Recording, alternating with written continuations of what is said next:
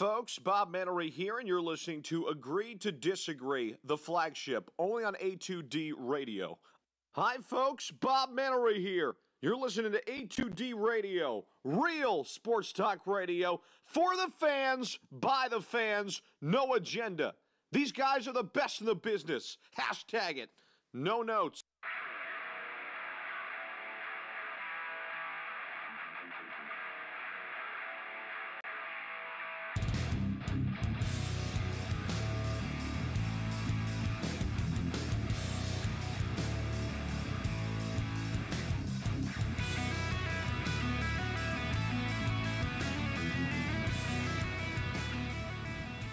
What is up, fam? It's Tuesday night, and you are listening to Agree to Disagree because this is A2D Radio, and we are the flagship for sports talk radio live from the Real Talk Studios.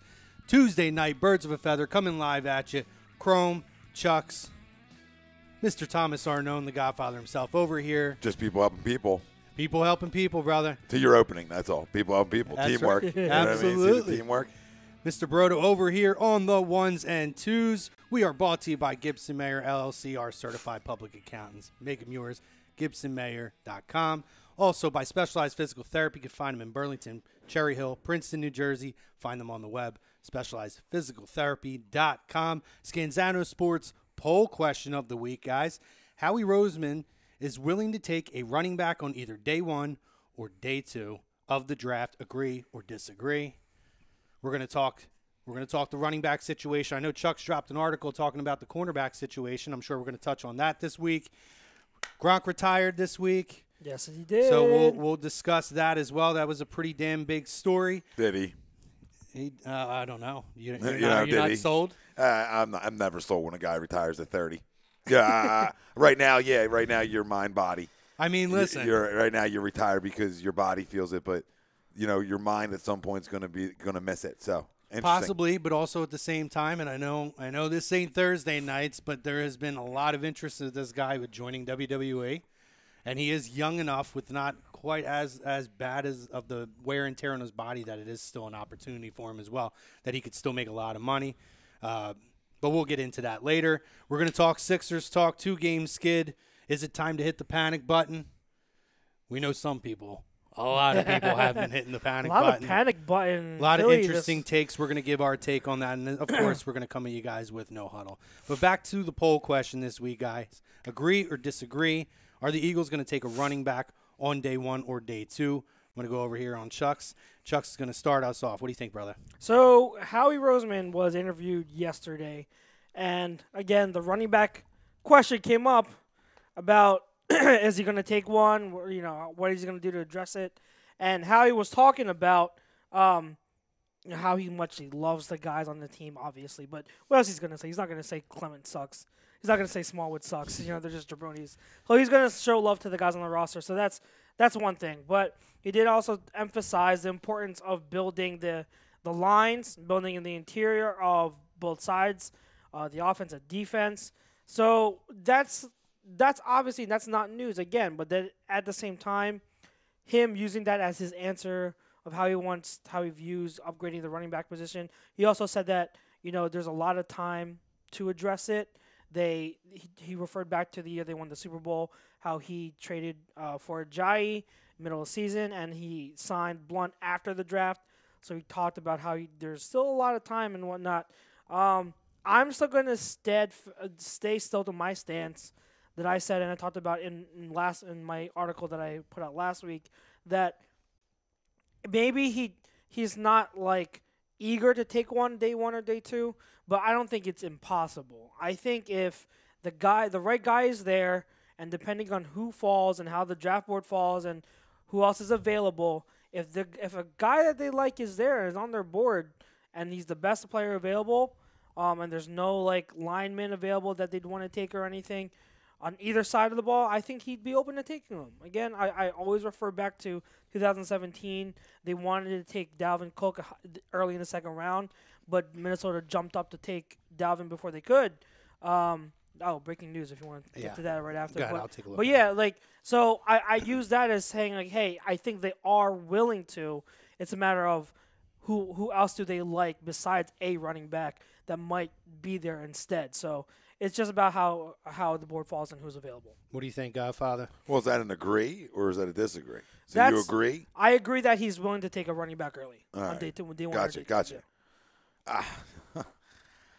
I mean, sure. No, I don't. I don't agree. Not that he's willing to. I mean, yeah, I mean, everybody's willing to if that's the best player available, but that's not their MO, and I don't know. I don't see them changing their stripes on who they are on draft day.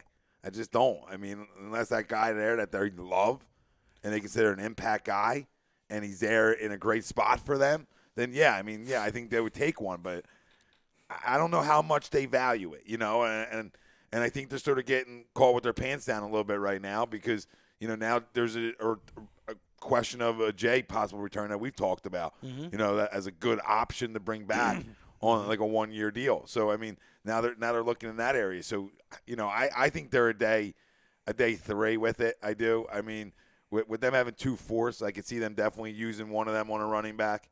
And with I want to say a deep running back draft, but there's talent that you can get later. There is. I mean, when you're looking down the list of the backs out there in this year's draft, I mean, there's guys you can get later on. There's guys you can use your 2 forwards to get up into the 3rd round to get, a guy that we all love like Miles Sanders, 95, projected around 95-ish in a lot of drafts in that area. Third round-ish. Where you can move up and get into the 3rd round and go get a guy like that, If guys like out there, the family likes a guy like Elijah Holyfield in that area. Another guy like Justice Hill from Oak State, another guy in that area, Bryce Love. So there's names now. It's their job to point one out and go get it. But, yeah, day 1 or day 2, willing to? Yes. Do I think that's going to be their MO? I just don't think so, unless they're drafted for the fan base. Yeah. I hear you. And I don't see them changing their stripes. That's all. I hear you. Yeah, I'm going to say agree simply for one name, Josh Jacobs. If he's there, I think they take him. If he's not there, I think they wait. I agree there. Yeah, I agree. Because I feel like they're going to have to. I'm not convinced that they're not going to trade those picks, particularly with that first pick, particularly with Howie talking this week about the importance now of the assets that they're going to need, particularly when they're re-signing Carson Wentz, which was another thing that was put out there, something you were talking about over the last couple weeks, was – don't be surprised if all this extra cap space may not be for some of these guys who are out there now, the Le'Veon Bells and the Antonio Browns, but as more so, locking Carson up early and knowing exactly what you have to work with after that. I'm on board with that a lot now. The more that I've heard you talk about it and what's come out. Get it out of the way now and get them on the books early, and you're actually going to save yourself relatively a couple bucks. Cheap too. Yeah, you're going to save yourself a couple cheap bucks. Getting now, yeah. Because if he comes out and like we expect him to, and guns a-blazing, right? has a great year, then it's going to change. It's going to change that contract drastically. Absolutely, yeah. I already think he's going to get paid. You know what I mean? Absolutely. I don't think he's going to get anything cheap here. No, it's just I agree. All sports. I totally agree. But with that kind of floating out there, I'm not convinced that they're even going to utilize the 1st round pick. I could see them pulling the Patriots and trading back. Well, I mean, Ralphie D just asked that. Do you guys think the Eagles move out of the 1st round? I think it's a possibility. That's their MO too, right? Listen, I could see them sitting there and waiting, and like I said, seeing A, if Josh Jacobs is going to be available, or B, if there's a team desperate enough at that point to draft him to where, like you said, historically, may value him and even at that spot, but are blown away by an offer to gain more assets going forward, I could absolutely see them trading out of the 1st round. I think only for that. That's I have to say agree if I think there's any chance they're going to take a running back, and if he's there, they're taking him. I think that if they stay in the pick. If again, it's all dependent on who's there. Now Baldy put it. I don't know if you saw it or you guys saw that Baldy believes that the Colts and the Eagles are eyeing the same guy. I personally, and he's not going to come out. He already said he's not going to confirm who it is he's talking about. Right. But speculating, one, if that is true, I don't. It's not Josh Jacobs because the Colts don't need a running back, so I don't think they're eyeing down Josh Jacobs. And 2, I don't think it's Nasir Adderley because I don't think they need a safety. I think it's Christian Wilkins, the interior defensive lineman. I think that's the guy who are both eyeing. Yeah. Now, I think why would you not be? Yeah. That's my point. Wilkins. If Wilkins falls, I think that's the Eagles' pick, and I would be perfectly happy with Wilkins as the pick at number 25. If he's not there and they get a good offer for that spot, I absolutely see and would be very happy if they traded back and then just accumulated more picks, because I think that, again, this draft can be deep on the lines where they want to get stronger, when they add more youth and depth to.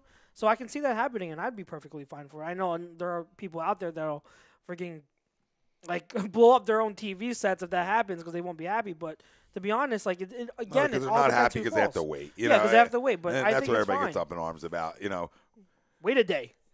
Who cares? Yeah, Wait a day, and then you have Right. multiple picks. I mean, Christian Wilkins is a stud, and that's more of to me a trade up to go get. Obviously, you're gonna have to get up a little bit and maybe use one of your 2-2s to get up there too, yeah. to get around where you think he could go. But still, that's a guy that I love targeting a guy like that, because you win up front in this league. Yeah. And like I said, when's the last superstar running back and a team that's won a Super Bowl? Now, granted, the Patriots have took it over for a long time, winning Super Bowls, and they've done it with, by committee, essentially, over the years. So, I'm not – it doesn't have to be a day one or day two guy back to the poll. It doesn't have to be. It can be later on in the draft if you evaluate it the right way and you got the right people in place to evaluate it. There's no reason you can't hit. Teams do it all the goddamn time. Yeah. Yep. All it's a around matter the league. Now, what you were saying earlier, it's all about if they're able to find the right guy later on in the draft. There's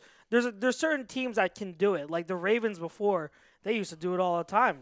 They like round 3, round 4, they would find guys round 3 and round 4 all the time.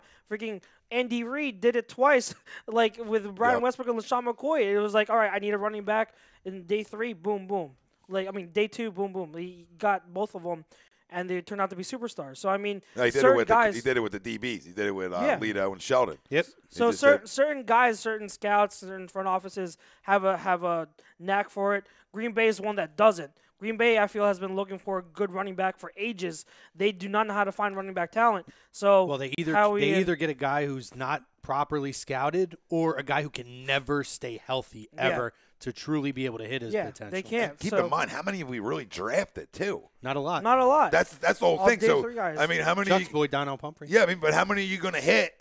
How many can you hit? If you're not taking the shot, how many are you going to hit too? No. So that factors in too. So if you're constantly taking them late and you're not taking many, I think your chances of hitting are slimmer. I think since Howie became part of got into that role of GM, he's taken 5. He's drafted 5 guys, and all of them were day 3 picks. Earliest round was round 4 with Pumphrey, and then the other guys were like round 5, round 7. Yeah, not early so enough. not Impact early enough guys. So, right. So I mean, and he got lucky with Corey Clement. He got lucky in terms of finding a back, free agent wise, that could suit a role. Sure. Right, so he got lucky there in finding a guy who can fill a role, but still not a 1 and 2 down carry guy. Right. Yeah.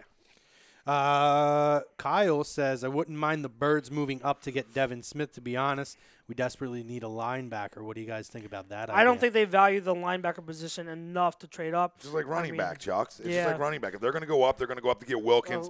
They're going to go up to get, you want to talk about a Michigan guy, then you talk about Gary, right? They're going to, you want to talk about defensive side of the football. They're going to go up to get maybe even a guy like Ed Oliver. They're going to go up to go get the best D tackle. If Ed Oliver slides, no, I'm 15, just saying. They're going to go up if they're going to go up. I would love if they trade up to get Ed Oliver if he slid. If they're going to go up to try to get in top 15, top 10, they're going up to get one of them 5 names of some sort. Either Williams is gone from Bam. He's going early, but he's probably the second player off the board, if not the third. Okay. You talking about Jonah Williams? Who are you talking about? Quinnen Williams. Quinnen. Oh, yeah. Quinnen's going to be gone. He's 2 or 3. Yeah. So after that, Oliver, Gary, Wilkins, and Lawrence. Now, here's a guy. Now, Lawrence is more of a 23. So then 5 guys, then 4 other 4 are guys that are 10 to 15 area in that slot somewhere. Here's a guy that we talked about weeks ago, and I'm going to bring it up now because – my mind has changed. You and Ryan actually helped me change my mind on the whole thing, and I want to see what you think. Here's a guy who has top 10. Who's a guy has top 10 talent, but is injured. Jeffrey Simmons. Would you be okay with if they took Jeffrey Simmons at 25?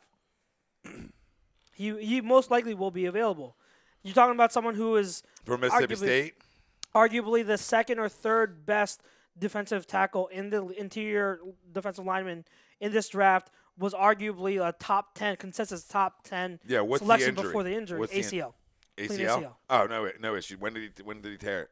A few weeks before the combine. A few weeks before the combine. So, like, was it early February, late January? I'm not against it, but again, I'm not. You go talent, and that's a talented guy. And when all things fail, go SEC. So, I'm all in for it. But then it's another guy you draft and you have to wait. stash. So, you have to wait. I have no problem. Another I have no problem with it. But listen, Wilkins is one of my – Wilkins or Lawrence, the two Clemson D linemen, one of them two in the first round, I walk away extremely happy. That's all. I think Lawrence – I think more so Lawrence would be a second-round guy. I think it would be a reach at 25, but if they get Lawrence with that 53rd pick, which is the second round pick, I think that would be great. I really don't think Lawrence is going to be.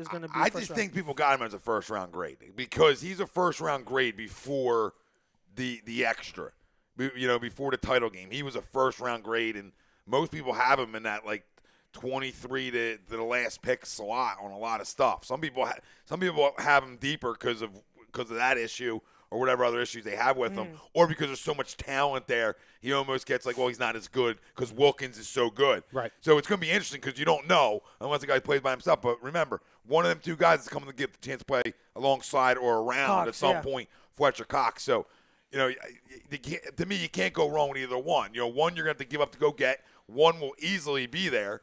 It might not get to your next pick, but, either or. Any of them four guys, I'm happy with. Yeah. Extremely happy with. Now, where do you see them addressing the offensive line? Same thing. I think depending on Could who that falls, be a first round? First round, it could be first round pick, but I think more so looking at the talent, I think that's more so like you're better probably positioned to take one with the second round picks. This is a deep draft for the offensive line. Offensive tackle. So I think that it'll be guys like your top rated guy, or Jawan Taylor, he's going to be way gone. Yeah. But then you're going to talk about Jonah Williams, talking about Cody Ford, who but what's funny, it says a lot about what you're saying about this draft. When a guy's projected to go like 7, and he's the best offensive lineman in this draft, and he's projected to go around that area, it says a little bit about, that it's deeper, that teams aren't going to take a guy as high. Early. Right. Yeah, so it could go both ways, but to me, it's more of a sign that it's real deep in that part where defensive line's deep, but then top-tier guys are just ranked a little bit higher than the top offensive line guy. Yeah. So I do think that second round, it's possible first round depending who falls again. Right. But I think looking at how there are a bunch of second round guys who would be great picks. You're talking about like there's Rodney Kajust, there is Dalton Reisner, something like that. One of the like there's like a handful, 3 or 4. Dalton Reisner, thank you. K-State. Yes, like 3 or 4 guys who would be great in that second round range. And so with the Eagles having those 2 picks, I think that's where they address one of them. So I think they can go D-line offensive tackle 1 and 2 bang bang, and then you've addressed your interior and not that that's how they're going to plan it, but in terms of how the board is looking, how it's going to fall, I think it works out well for them where they can do that, and to which I would absolutely be great. Like I had this debate with someone on Facebook. They don't believe that offensive tackles should be addressed until later in the rounds because they don't think it's one of the top needs that needs to be addressed early, and I wholeheartedly disagreed. That's I was not like, their MO. I'm like, they're going to draft an offensive tackle early. Like, who do you think? Like, Peters is old. Peters is old. Big V, you can't rely on consistently. At some some point, you need to protect your quarterback. And Mailata is we all are hopeful common for sense. for Mailata, we're all very hopeful. But the truth is, no one knows when exactly he'll be ready. So you can't just say, "Oh, I like Mailata. He'll be ready. He's the guy." Well, so you don't need to draft someone. Like video games are cute, where we want to draft like all skill positions. You win up front in this goddamn league, and I'm so sick and tired of talking about it because this is the MO of this football team. Yeah. The people out there, like, it's been the MO. That's how you won a Super Bowl. Yeah, it's how you Trenches. win a Super Bowl. It's been the MO of good organizations knowing where they win at, and they don't fall in love with, like, the DK Metcalfs of the world. They fall in love with guys that can beat you up front, one protects your quarterback, and then go beat up the other quarterback. It's 101. Yeah. It's the simplest form of, can we win up Their there? their argument was that they can either have Mailata ready for next year or just don't draft one this year because you already have Peters, and then just draft one next year if you need to. And I'm like, no, because what did you say? You said, and you made a great point about it weeks ago when you were on the show. You said that beyond a guy that's a top tier, when it comes to offensive tackles,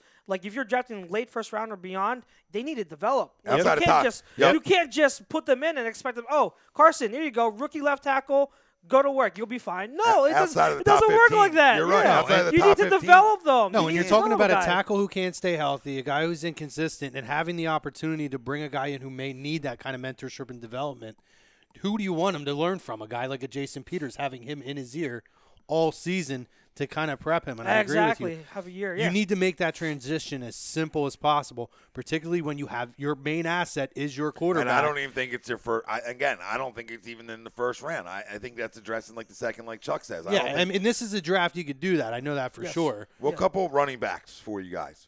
All right, like later on guys. And I just want to get your feels for them. Let's go. Let's go. All right, we already know Benny Snell's like around a 120-ish area. Round 4 or 5, I'll be fine with. Okay, so how about Dexter Williams, Notre Dame? You like him at all? Not really. He's just another one of those late round guys. Like, take a flyer on. I mean, he's not horrible, but nothing really pops out. I gave him like a round. There's a bunch of them that are just like round 6 and on. Round 6, 7, undrafted. That's like the same grade for me.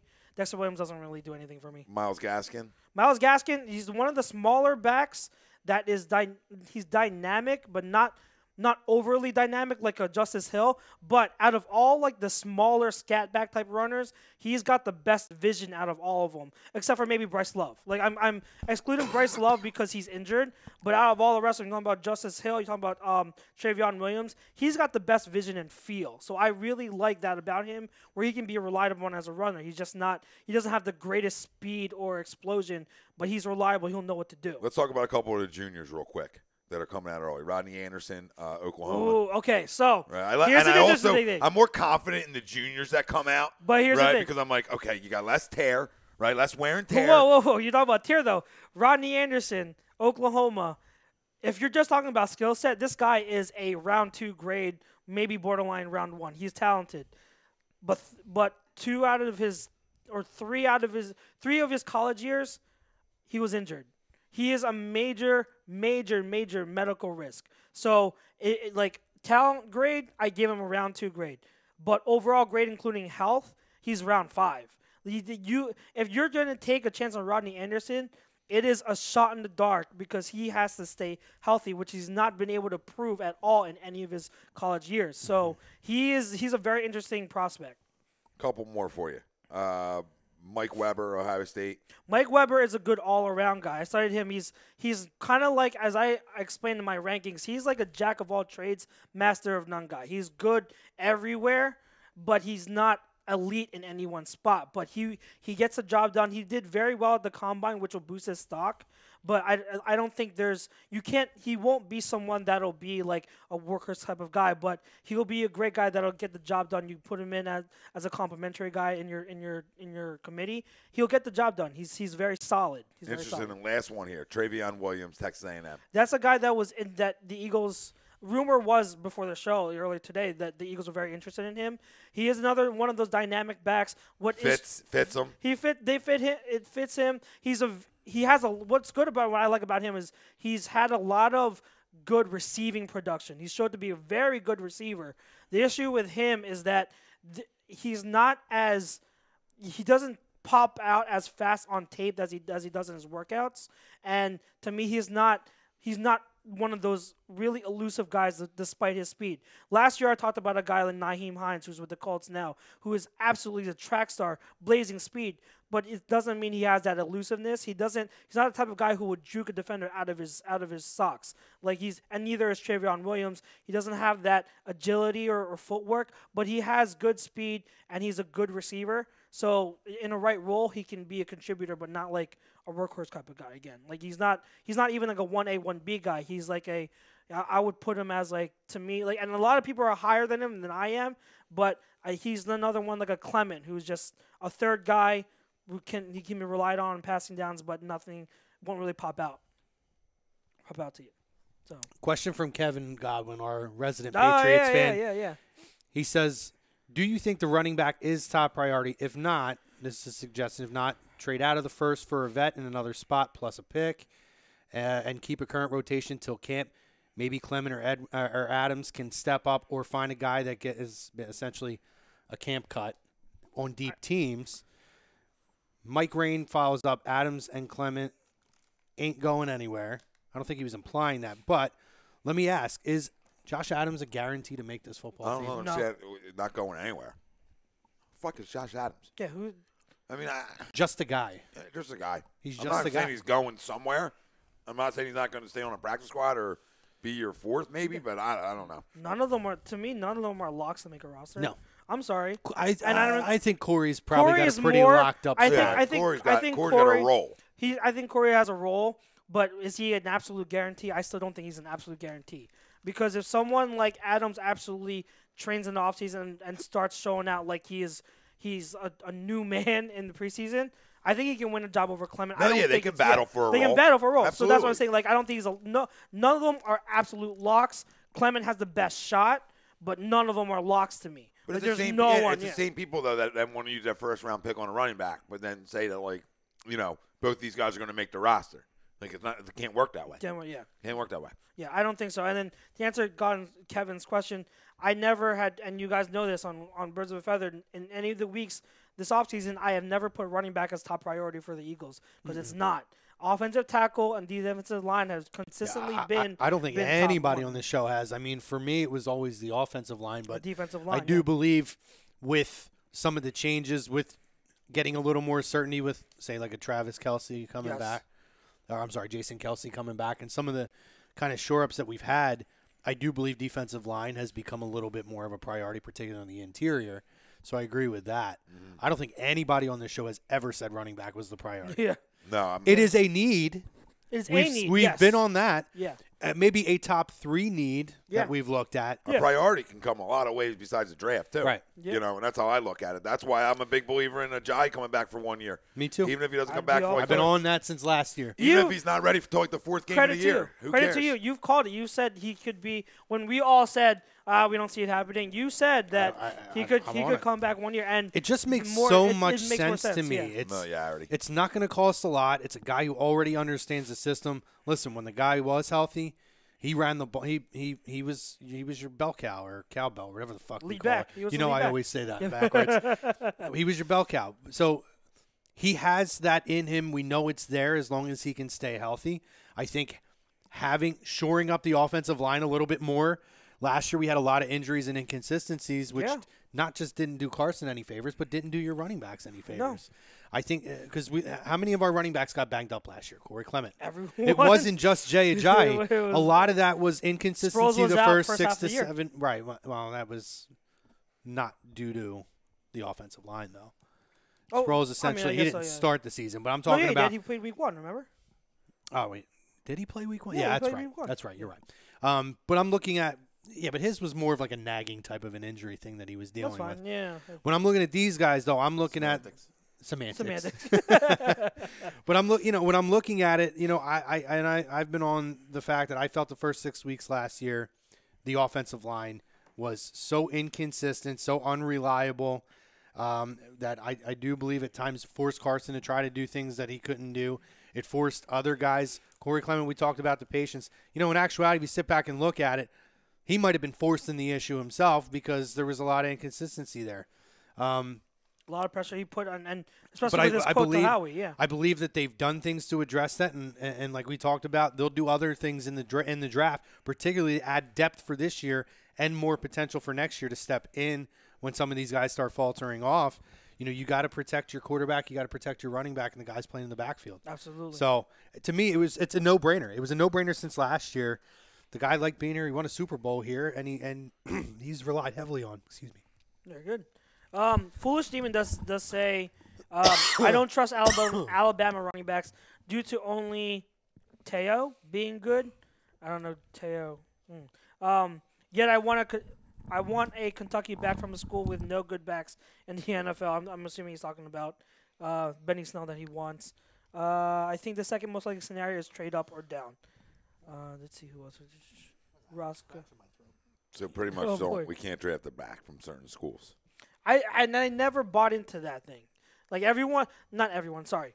A lot of people like use that as an excuse of why Saquon wouldn't be good last year.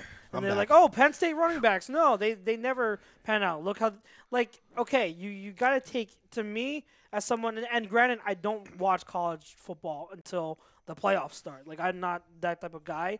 So, I might not be the best person to say this, but as a draft guy, when I look at guys, I just take it by a case-by-case basis. Dude, what do I see? I don't care about school history. I don't care about, like, the history of running backs from this one. Like, I know, like, Georgia puts out a lot of good running backs, but does it mean that I'm going to put Elijah Holyfield as the RB1 just because he's a Georgia running back? No. Like, I assess him and evaluate as it is, and I don't believe in that school mentality, like, okay, this school only puts out this and this amount of good backs and whatnot. I think that's kind of, you're short-sighting yourself in terms of looking for good players in the draft if you try to look at it that way. No, and I'm not a big combine guy, but I do believe that that's where the combine can be useful. If guys are playing a certain style, either maybe that's the style that fits them, but it could also be, that's where the style they're needed to play there. So then the different skills can be displayed on the combine to show maybe something we haven't seen can be seen in the combine to say, okay, this is kind of the stigma put on this guy, but he's showing us here through these different drills and such that maybe he can be that could be another aspect of his game that hasn't been tapped into. That's where I think it is very useful. I think people live and die way too much by the combine. Oh, absolutely. But I do believe that's really special, and I agree. In any sport, it's okay, this school produces this type of talent, this does this, and there's a history there. To me, it's all nonsense. Yeah. It's people trying to find little ways to tie things together. I do agree. I know we have some people on here. I think Jacob saying that give me Jacob Bloss. I haven't heard from him at all. What's up, Jacob? Give me Jacobs in the first or Miles Sanders in the second. I absolutely agree, and a lot of people agree here. Jacobs in the first. If we don't get him, I'm absolutely. You guys, I already said it here before. Miles Sanders, I'm very high on. I've been high on him since the Somebody combine. else mentioned him earlier. Yeah, Miles Sanders. On the Facebook chat too. Miles Sanders absolutely could be a second-round pick, and I would probably do backflips like at home if we got Miles Sanders. To me, I almost feel like if it's me, I'm sitting and waiting to see if Jacobs is there. If he's not, I'm trading out of the first round. Somebody's going to want to move up to get him, and you're going to be able to get those assets that Howie talks about. That's why I wait up until pretty much almost the last minute to see what's out there. As soon as he's off the board, I'm already on the phone trying to move. Yeah, it's interesting to see if they're going to do that with a lot of picks already, on a year where maybe they only had, But they could accumulate more assets for next year, though. No, true. It's just going to be interesting to see if they decide to How many times do we see the Patriots do that? To what they already have, where they already have 11. Did they add more to that? It's going to be interesting to see. Absolutely, I agree. There's people here mentioning Montgomery, Foolish Wilbert? Demon. Yeah, can we get him? David Montgomery, again, he's a third-round talent. I like Montgomery, but if you draft Montgomery, not just the Eagles, this is now any team. You draft Montgomery, you got to get someone who's a pass-catching back or someone who's good at pass blocking because he's neither. He does not do neither well. But he's a very good runner, so I do like him. Jalen Williams says Bryce Love, Henderson, or the guy from FAU, which is Devin Singletary, would make me happy at running back. I'm not saying we don't need any more backs, but these guys will fit and produce.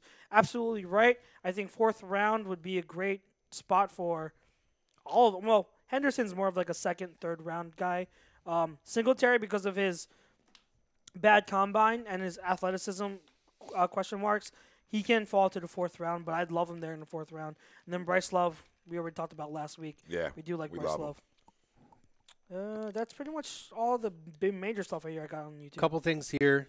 Bill Middlebrook says, you may not like him, But Jaguars are in need of receivers, and Foles and Nelson have a rapport. This is what he does I every feel week. a trade for Nelson for He does this Fournette. every week. He said the same He fucking said he thing last week, guarantees Bill. Ertz. He said he would guarantee Ertz will not be on the team.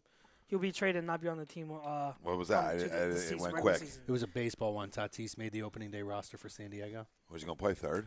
Shortstop, I think. They're moving Thought Machado that's to what the it third? said.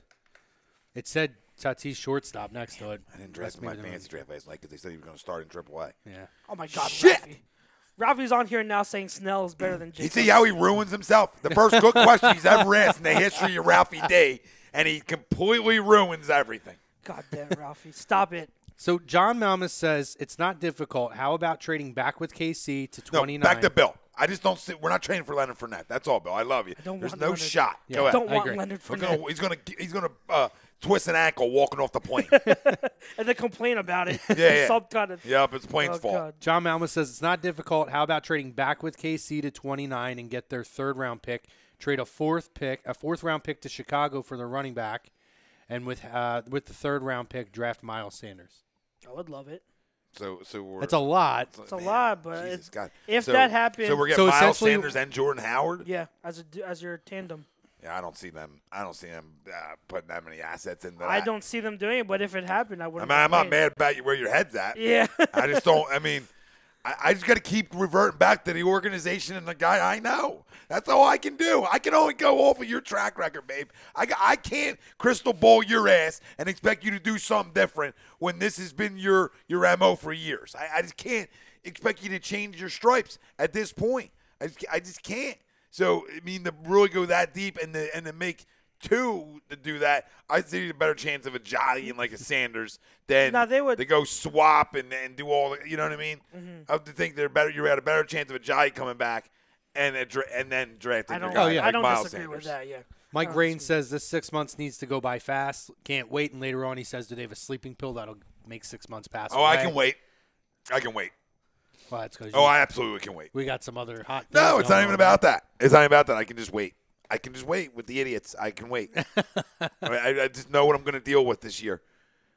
Like, we better come off to a hot start, or I might just have to delete What happened? all social platforms. I just missed it. What happened? What were we talking? He can't wait. These 6 months can't go quick enough. And Oh, I for just, football. Yeah, I Oh, can. yeah. They can they can slow down, slow it down a little bit because the roaches and the morons come on out. Oh, God. And God forbid we go 0-1 or something. Oh my God! God. God We forbid should've- we go 0-1 and should've the not Jaguars traded win. Foles. He's And a- We then- should have Oh, not that treated traded Foles. Foles, right. Oh my gosh! Oh my it was a God!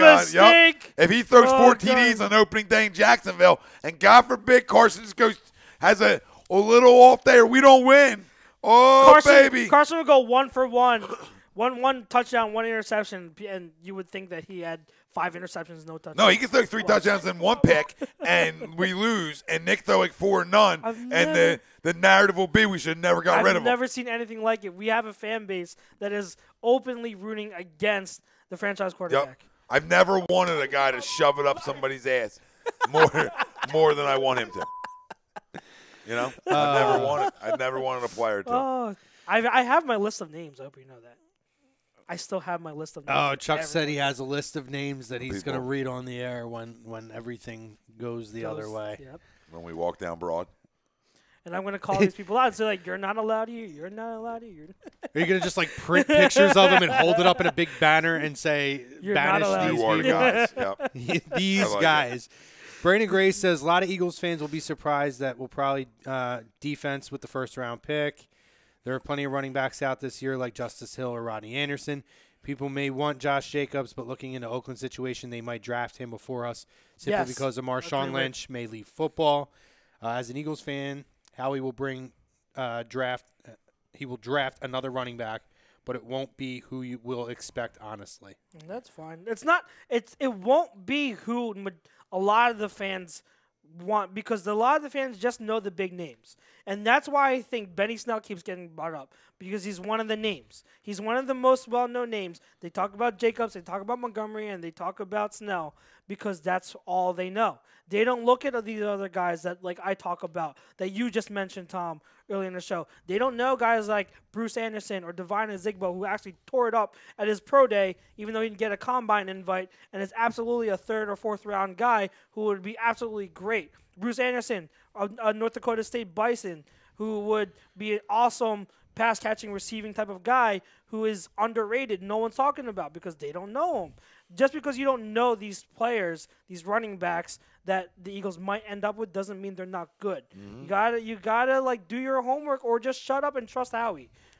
Question from Mike Rain. Any word on the Sproles coming back for another year? No one knows I have yet. heard nothing. Nothing. Not yet. They said Doug Peterson said today that he would love to have Sproles back, Which but is nothing. Which essentially is the standard Doug comment when it comes Yeah. to Darren Sproles, Yeah. because he would. I mean, sure, if the situation's right, that's his guy. But it's the standard Doug comment every time it comes up. And they said they haven't talked yet about it, so Yeah. we'll see. I mean, honestly, to me, it's probably a big fallback plan. If worst case scenario, I just think they sort of leave it in that guy's Sure. hands at that. So it's like they did Peters. If you want to come back, come back. We'll take you. But if you don't, you don't. John Malma says if Howie could trade back with KC, I would take Greg Little at 29, Gerald Willis at 53, Greg Little, that's a reach, man. O'Shane Zimenez. I can't say the last name. I At don't know him. 57, Miles Sanders in a pickup, Okay. third pick. No. I'm glad the people on social media today acknowledge that Sanders is projected like third round, because in one of the groups I'm in, I kept saying Sanders is probably not projected to the third round, and they're like, "Nah, man, he's talking about being the first running back taken end of the first round." I'm like, "Where are you hearing this? Where in the world are you hearing this?" They're like, "You might have to get him with that 25th Voices pick overall." in my head. I'm like, what? Where? Like, show me your sources. Show me these guys who are connected to teams that absolutely have them that high on their board. I want to see them. Ishmael Rodriguez asks, did the Lynx stop selling Nick Foles jerseys in the gift shop? Probably, I would assume, I would hope. probably. I'm sure whatever was on clearance This probably isn't- went pretty quick. This isn't a farewell tour anymore. That ended. That's right, new era. Greg, so breaking news when we came on and we kind of alluded to earlier. Let's get into it. Just because Greg makes a comment, he says, Greg Milakovic says, NFL is getting soft, boys. Now you can challenge everything. Games are going to take 5 hours, and no one's feelings are going to be hurt. Oh my God, Greg. Not good. Total over-exaggeration for the situation, by the way. Hold on. Greg. What happened? What broke here? Okay, so You the can't- NFL so challenge allowed. everything? So I'll tell you. So what they've done now is they have Here, expanded. I have the thing. NFL owner, just read it, Tom. So you can do. NFL owners passed a new rule that allows coaches to challenge defensive pass interference and offensive pass interference called or non-called outside of 2 minutes. The replay system will be involved in DPI and OPI in the final 2 minutes of a game. All right. In a nutshell, pass interference is reviewable. In a nutshell, you can review PI. All right. Yeah. I think if that makes there'll be games the longer. right calls, Yep, games will be a little longer though. I don't mind it if it's the right call. I mean, I personally is don't it a little mind bit longer? Because all it does is just take away from another challenge they would do at another point in the game. I mean, it's not really that much longer. The 2 minute warning rate is already. Well, that adds ridiculous. to that, right? I agree with Yeah, that. But yeah, no, I hear. If you use the Add an same extra amount 10 of to 15 challenges, Yeah, same amount of challenges. but you yeah. can challenge PI, then okay. I mean, it's not the really same thing. gonna. Yeah, they're not I don't know adding where a challenge. Greg, you already sipped too much at PJ's tonight. Probably. Where's he getting the He's 5 going- hours? He's complaining again. He's just complaining again. He's saying that every wait, but I thought he said you can challenge everything. Isn't that what Greg said? Well, that's essentially what he's saying. You can challenge everything now. Oh, like it's not unlimited challenges though. There's a big difference Right. in being able to challenge everything and then giving a fucking buffet like Crone Right. gave me a fun bags here. There's a difference. There's a difference in the two. So I don't think the game's going to make the game any longer. No. No, Juice-filled yeah. gummy bugs, by the way. just have the option of now challenging. PI. I don't think it's a big deal. I don't think it's a big deal. It's fine. Bill No. says Ajayi and his agent came out and said the Eagles are still a possibility because Yeah, he can't get the money he Yeah, thought he okay. would get. F him. he'll probably. That was the comment. That's will, not me. Yeah, he will probably be a post-draft signing, if I'm going to guess. But can we be mad at a guy for still trying to go out and get paid, and if not, no, he wait. comes back home? Was he saying the F Ajayi for trying to Yes. get money? Why? Like why? What? He did. Because everybody add a- has he- to be loyal. He just to did us add an and nothing. LOL in there, though. Okay, all right. I don't think, but yeah, he had an I LOL. hope he's not serious. But I don't think Swear he to God. is. But there are people in. How many times do we see it? Mike Trout was never even on the fucking Phillies. Yeah. And they blackballed pissed. Mike Trout. They're burning Mike Trout Phillies jerseys because idiots were stupid enough to spend money to get a Mike Trout Phillies jersey. So, I mean, Marcus like, Mariota everybody jerseys. owes us everything. I know. It's the most Yeah. insane and asinine thing No, I've they ever do. heard of. They do. We're owed so much. It's ridiculous. I can't. And that's not a shot at you, by the way. That's a real narrative, though. I've heard about guys like Ajayi. Like, what do we owe? What is he? The guy won us a Super Bowl, so he paid it forward on his end. So why would we then not give the guy an opportunity to rebuild his stock there at a position we have a need for and haven't been able to find the right fit when we know that he can be the fit if he can stay on the field? We know that if he can stay on the field. I just don't get it. Real quick, a question I forgot to answer. Bird Gang on YouTube does ask, what does Alex Collins' contract look like? He would be someone that fits our offense well. First answer, Alex Collins is a free agent because he was cut by the Ravens because he has legal troubles right now. And two, I'm good. No, he would not fit our offense well. End of discussion. Yeah, that's it, Bird Gang.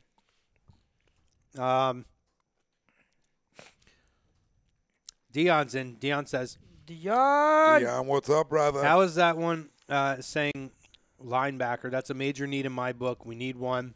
He loves his I really- linebackers. He does, so. And I Yeah, don't, Really I don't good disagree one with him. for that. But Schwartz doesn't. Schwartz and the team. I feel like historically for the Philadelphia Eagles, too, we've always had those really top-level or elite linebackers on our defenses, particularly with Jim Johnson. in the That middle. it's almost an in the middle. That it's almost an expectation now that, we crave that still. Yeah, but it's more like Yeah, free Brown. agents, though. Right. That's the thing. It's not as much like where they're going to draft a guy, where they're going to go out and sign a guy. It's like they do at running back. Trotter was he was drafted, right, and then he went to Redskins and then came back. Who else? So Ishmael says he bought them talking about Foles jerseys. He says he bought them their first Super Bowl win. Why wouldn't you keep selling his jersey? More revenue. Visitors, tourists, Eagles fans like myself would really like to buy his jersey in the link. I plan on visiting again this Why season. in the link, though? Live You is can fine. buy it. You can buy it online still somewhere. yeah, it's probably Like, on why- clearance. yeah, why- It'll be on clearance. But what I'm saying, If a like, player's not on a team, an active player is not on a team, an organization can only sell what's been produced. You can't continue to produce another, and that's like a real Yeah, thing. no, that's a real thing. The Phillies can't decide to go out there and start selling a Mike Trout Phillies jersey, even though he doesn't play for them. And even the ones like if you notice like retired players, there has to be certain licensing and approval for those Correct. jerseys to be. but it's also reproduced. 2019, and you can get anything you want online. So Yeah, if you, yeah, if so you still have that craving for a When new I Bulls was in jersey, high you can school- order it online. When You I know, was in high school, I had a teacher on an Eagles day that wore a fucking Eagles jersey with Brett Favre on it.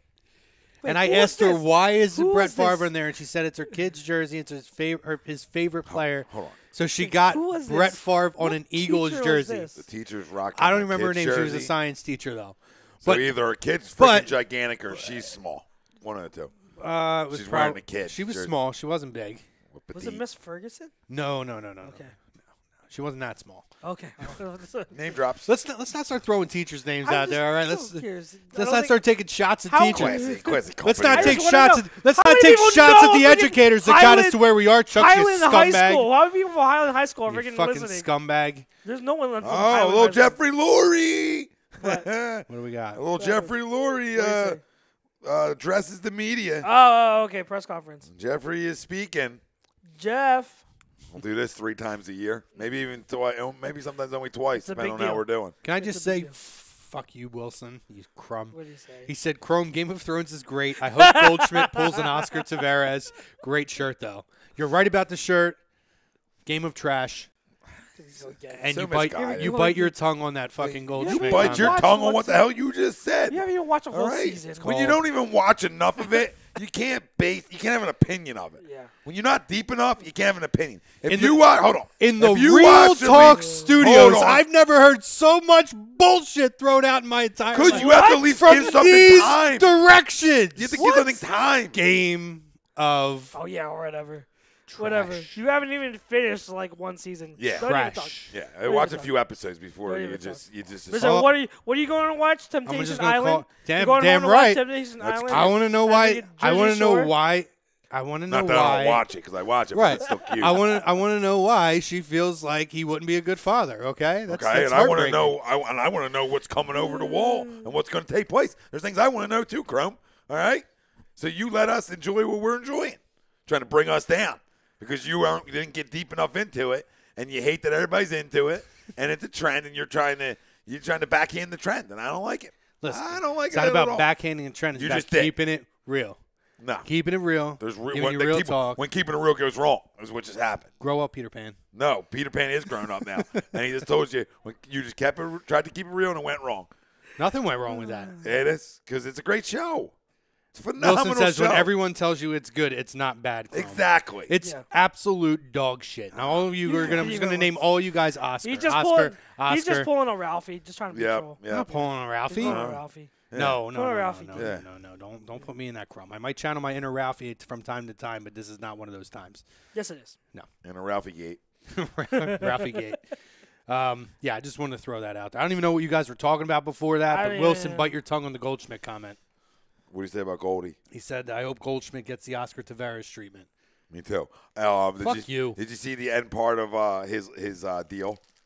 See the the suite for road games? I like it. Yeah, like I Go was ahead. that was like the selling for me. Oh, Like, absolutely. Yeah, road game suites. Yep, I'll sign here. I'll sign the extension. Let's go. Listen, he got a pretty sweet deal out of it, obviously, and from an organization that never pays guys, never goes the extra mile, I'm fine with it because they have done nothing but absolutely create a reputation for themselves that players have not. They were always that team that players used to leverage against other teams and sign elsewhere. But they knew they would never get what they were asking for in the end. Yeah, nobody cared about St. Louis. But they still won 11 championships. They Yeah, won I don't once care. the last time you Yeah, did. was Kyle, now you're Kyle? How many You NLCS? act like Kyle and Ralphie in 5 Since minutes. Albert Pujols left after the 2011 season, they've made 3 NLCS championships and 1 World Series. Nobody cares about What you. have the Phillies done since then? I don't care. Nobody cares about the That's Cardinals. Now that, my That's friends, the worst argument of all that's time. called real talk right there. I hate when guys pull that argument. What have the Phillies done? You're not a rival to me. I don't care what you guys done. I mean, And I thought you were a I semi-Phillies would think- fan. I thought you were a semi-Phillies fan. Now you're taking shots but at you're us? taking shots You're at such a crumb. me. No, I didn't. You said Goldschmidt should die. Because it's a fucking. That's a shot. No, I said That is the shot. I said nobody cares about St. Louis. Well, apparently because Wilson bought that shit up. Well, I'm just telling you. After So the you fact, need to tell him to bite his tongue and not bring up St. Louis in I the can't studio. control an idiot. Just like I can't control you right now. This is true. I'll tell you what, there's going to be a lot of this conversation on Saturday when we do the MLB Roundtable, which, Yep. by the way, if you guys are, Good make sure segue, you Wills. tune in. Make sure you tune in Saturday, 6 p.m. We're going to be coming at you live after the weekly roundup. 6 p.m., we're doing the Roundtable. A lot of guys from all the different shows. You're probably going to get a lot of this because I ain't taking this bullshit from any of you guys. Yeah, Cardinals stink. I mean, they don't, but that's fine. Yeah, it's great. It's cute. Yeah. You're cute. When's the last World Series? 2011. When's the last World Series? I'm just curious. When's the last playoff berth? No, I'm just asking you when the last World Series was. 2011. Okay. I'm just saying. Nobody cares about him but you and Sweeps. You just asked the question, so I'm just confirming. All I mentioned was the suite at the end of his contract was cool, and then you just Oh, I wanted to totally go, am with but then you. you wanted to go on your little. I didn't know it. Like an organization that doesn't pay anybody, and all I was telling you is that nobody cares. That No, they no. don't. You know what I mean? That's your problem. Brian Wilson, oh my God, win something, Cardinals. We did. We won a World Series since the last time you guys did and went to 3 NLCS and 1 Kyle- World Series. Kyle- We won a National League pennant since then. Kyle's cousin, Bill Middlebrook, I do not want Difference is I'm not a crumb. Chrome If you're Meager. asking, no, I do not want C.J. Anderson. I follow my I know team for he's the right he's- reason. I know he's still available. Wizard. And he feels disrespected, but no, I do not want C.J. Anderson. That's answering your question. I'm not opposed to it if it's an option, but I want to exhaust a few other options first before we get there. Is that fair? Yeah, Take a that's look fair. at it That's if fair. it's there. Yeah, it's there. But we have so many other options when you talk about a Jai, potentially a Sproles, drafting somebody and developing them. Yeah. Chris Ivory's available. We're going to go after him, No, too. please, please, God, no. He just got released. No, please don't tell me names like Chris Ivory or Isaiah Crowell. Oh, no, he was signed already. Just so you know, don't I'm tell me fucking those names. backflipping in this studio, too, on Saturday. Isaiah Crowell, I don't mind as much. I thought he signed Yeah. somewhere. No, Did he? yeah, Yeah, he did, right? I think he did, but I don't mind. I wouldn't mind him as much. I've been saying it, and someone else on Facebook said it too, and it was the greatest thing. He's as average as you can get. So I know that's still an upgrade from the slop we have, but it's so funny because he's the definition of average running back. That's what we do when we don't have one. We freak out, and we need everybody that's on the market. How about this guy? How about this guy? How about this guy? Oh God. Sorry, Nothing on YouTube. I'm just responding to Wilson here. In regards to what? Apparently, there was a nasty crossover in one of the basketball games. TTP was talking about it, or I don't know. So Wilson said to Tom, "Did you just call me an idiot?" Tom said, "I do it daily." I said, "He does. You just may not be around all the time to actually hear it." Yeah, well, he calls me one. I know. Daily. At least attempts to. Kyle says on YouTube, Hicks was good when he was on the field. Don't bait me, Wilson. He may have been more injury-prone than Bradley. No, that's true. He was good when he was on the field. Oh, he was. No question about it. Yeah, he just had trouble seeing. He had a knack for the football. Oh, yeah, playmaker, yeah. He just had, I think it was out of all the seasons he's had with us, he's only had one season where he's played all 16 games. Every other season he was hurt. Dion says it's the, quote, small school, unquote, running backs that we need to look at as long as they are at least 215 to 220 pounds. I wouldn't say that. I mean, it depends. You can't just base it on weight because every build is different. You have a 5'8" guy. If he's weighing 205 pounds, he's jacked usually. Mm-hmm. So he's thickly built. But if you have someone that's 6'1", 205, he's thin. He's thickly built. Oh, stop. Good guys. It's thickly built right here. that's the rice belly right there. Premature muscle. It's a work in progress. Yeah, but Dion, you can't just look at weight. You gotta look at build. Like look at the pictures of them and look at how they're. This might sound a little, but you gotta look at their bodies. You gotta look at their lower bodies especially. Look at their butt. Look at their thighs, thigh muscles, their quads. And that's how you determine build, and that's very important. Like if you looked at Saquon's lower body, you can know in a damn second. Like holy crap, he's sick. So Bill asked this question. We'll answer it real quick, then we'll go to break. Bill Middlebrook, he asks, "Let me ask you, experts, if you could have any available vet right now, who would you guys want?" JJ. Wait, hold on. Any position, I'm assuming running back, because we were talking about running back. Maybe I'm wrong. Any available vet? What was the question? Hold on. Any available vet. Any available vet. Probably. I'm still going to say J.J. because I think that's the best way to address our running back when I think that the other holes could be filled in the draft, and I think it's more important to fill offensive, defensive line in the draft. So I'm going to stick with J.J. Would be the most meaningful for them this year. Yeah, I mean, I'd probably go there. I'd probably also say another one would be getting either Timmy Jernigan back or one of the available defensive linemen like a Sheldon Richardson. I'll say this. No, he's signed. Sorry. We got back. Sorry. The available veteran that I wanted to get back. Vinny Curry. I've wanted Vinny Curry back since the offseason started when he got cut.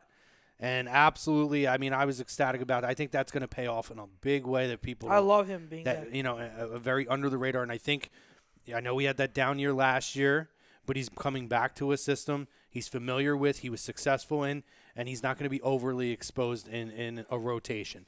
So, guys, Barry. How about is Jonathan Cooper still a free agent, the guard from the Redskins? I think he got signed, but I'm not 100% sure. If he was still I'm out not there, 100% sure. If he's still out there, it would be a guy I'd be interested in. For depth, yeah. Josh Bynes, another guy, linebacker for the linebacker guys. Jalen Williams on YouTube says Eric Berry also is still available. Is he still out there? He's still okay, out there. I know he was going to visit a couple places. Actually, that would be a really good one. But I don't know what if that's we didn't just sign Tadeo, yeah, because then I would rather have Trey Boston then. You know what I mean? Because Trey Boston's a ball hawk, so I'd rather have Trey Boston. Eric Berry, it's great, an all-time great to me. I love Eric Berry. A little long in the tooth, obviously. He might not be, yeah. I'll take him. I'll absolutely take Eric Berry. But if I had my choice, just because of the age, I would take Trey Boston because finds the football, and that's what Eric Berry did his whole career. Trey Boston's not comparing Trey Boston and Eric Berry at all. I'm just saying because of the age. Yeah. I would take him. Guys, good stuff in the first half. We got the link. We're dropping the link. It's going to be at the top of the page. Join us on YouTube for the second half. Let's talk tight ends in the second half. Let's go. Gronk. Tight ends. Twitter, Periscope, Instagram, Facebook. We love you, fam. We appreciate it. Join the second half. We're talking Gronk. We're talking Sixers talk. We're going no huddle. We're going to talk about anything you guys want to talk about. First half of the show brought to you by Gibson Mayer LLC, our certified public accounts. Make them yours. GibsonMayer.com. It is tax season, guys. Really, really important now to make sure that you are putting your finances in the right hands. Freaking and bullshit. that is Gibson Mayer. Not Gibson Mayer. Freaking the returns. All right. The returns. It's bullshit. The returns that have been going on. I'm hearing a lot of stories from people. Yeah. So maybe Return Jim talk. and the boys can get you a better deal Get over it there done. Tax Absolutely. return than what I've been seeing going along for people. Well, listen, it's a lot of changes to the whole tax situation this year, actually, with the tax reform. So check in with those guys. Get yourself smart. Get your head in the game. And also by Specialized Physical Therapy. Find them on the web, specializedphysicaltherapy.com. Scanzano Sports is always bringing the poll question. We're going to take a brief break. We'll catch you guys on the other side.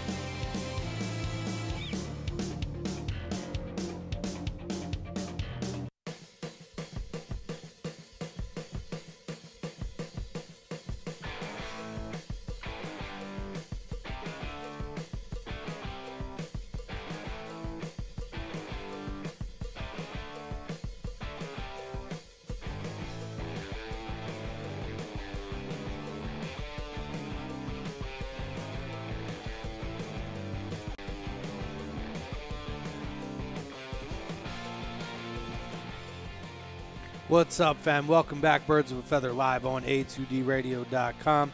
Live from the Real Talk Studios. We are in our second half of our show, which means we're over on the YouTube. If you jump from Periscope, Twitter, Instagram, Facebook, we appreciate you, as always. Ready to have the conversations with you. Our show is brought to you by Gibson Mayer LLC, our certified public accountants. Make them yours, GibsonMayer.com. Also by Specialized Physical Therapy. You can find them on the web, specializedphysicaltherapy.com. Our poll question brought to you by Scanzano Sports. Will Howie take a running back in day one or day two? Agree to disagree? Is he willing agree to or disagree? Is he willing to agree or disagree? I think we talked about that. You know, I agree that it's not, if there's any slight possibility, I would say agree. I think you guys said agree. Mm-hmm. It's not an impossibility, but not a likelihood in our view. We all agree. I think we all agreed with that. You got Chrome and Chucks, Mr. Brodo on the ones and twos. First time we had this trio in a while. Bro. Hi, guys. Mr. Arnone has respectfully bowed out as he will be coming at you guys live tomorrow night for AM and the PM with Mike Mataraki, and I'm assuming Greg Milakovic will be joining them as well. So, you're stuck with us. This beautiful face. The classic trio. I'm not going to go there with you. Yeah. You know, so we were talking early round Eagles running backs. We got Gronk on the list, on the checklist of the evening. And it's interesting because there's already reports out there that it could be something that's backtracked pretty quick. So we'll talk about that. We're going to try to throw in a little bit of Sixers talk with the two-game skid. Absolutely. As well as our no huddle. So, Mr. Chucks. What up, what up? Big news in the NFL this week. Mr. Rob Gronkowski has retired. The Gronk. You know, let me just say this real quick before we jump to that. A certain crossover was brought up to us prior to the break. We did take time to go back and watch it. Not saying it's not a really nice highlight, but you have to understand when you are from a city that was treated to the pleasure of Allen Iverson for year after year, making highlight reels of those kinds of crossovers. Like, I don't put something like that on par with the Tyronn Lue. There's a lot of different, to me, it just seemed not ordinary, but it was. Unless we're seeing the wrong thing. It was very, very nice. No disrespect to the highlight, but I've seen Allen Iverson. Yeah. Way too much. If we're watching the same thing, if we're watching the same crossover that he's talking about, it was a sick crossover. Like the guy he was stumbling half the court. Like so that was sick. I don't know. I've seen better. I've seen better, and it wasn't as much dramatic. What am I looking for? Listen, I don't know. I told you it was nice. I seen the same kind of highlights over at Veterans Park over there on Choose Landing Road in Laurel Springs, over on the courts of Veterans Park. Great move, great highlight, fun to watch. I'm sure if you're watching it live, you're gonna pop for that. But I think CP3 has had more impressive crossovers than that. CP3 has had his handful of highlights himself throughout his career, and I don't know if I'd rank that one as near the top, but it was sick. It was nice. It was really nice. Yeah. It was fun to watch, for sure. Yeah. But back to Gronk. Gronk retires, says he's going out on top, and then his agent, Drew Rosenhaus, appears on the NFL Network and says he was shocked by it, and then there was allusions to the fact that if the situation was right, Gronk would potentially consider not retiring. Also, they did. Let me see what they designate. I think they put him on the PUP list. Am I right about that? I'll tell you in 2 seconds, guys. I don't know. Yeah. Oh, so he's technically not even. I guess he's not. I'm sorry. He was put on the reserved retired list. Okay. Oh, okay. My apologies. Yeah, so he's put on the reserve retired list. Just a couple of the quotes that were put out there from Drew Rosenhaus. He said, if a team was struggling or they needed him at some point next year, and let's just say hypothetically Tom Brady gave him a call and said, Rob, I need you, I wouldn't be shocked if he came back to play a few games. That was kind of one of the big things. And then he said, I was shocked. I thought Rob was going to come back and play.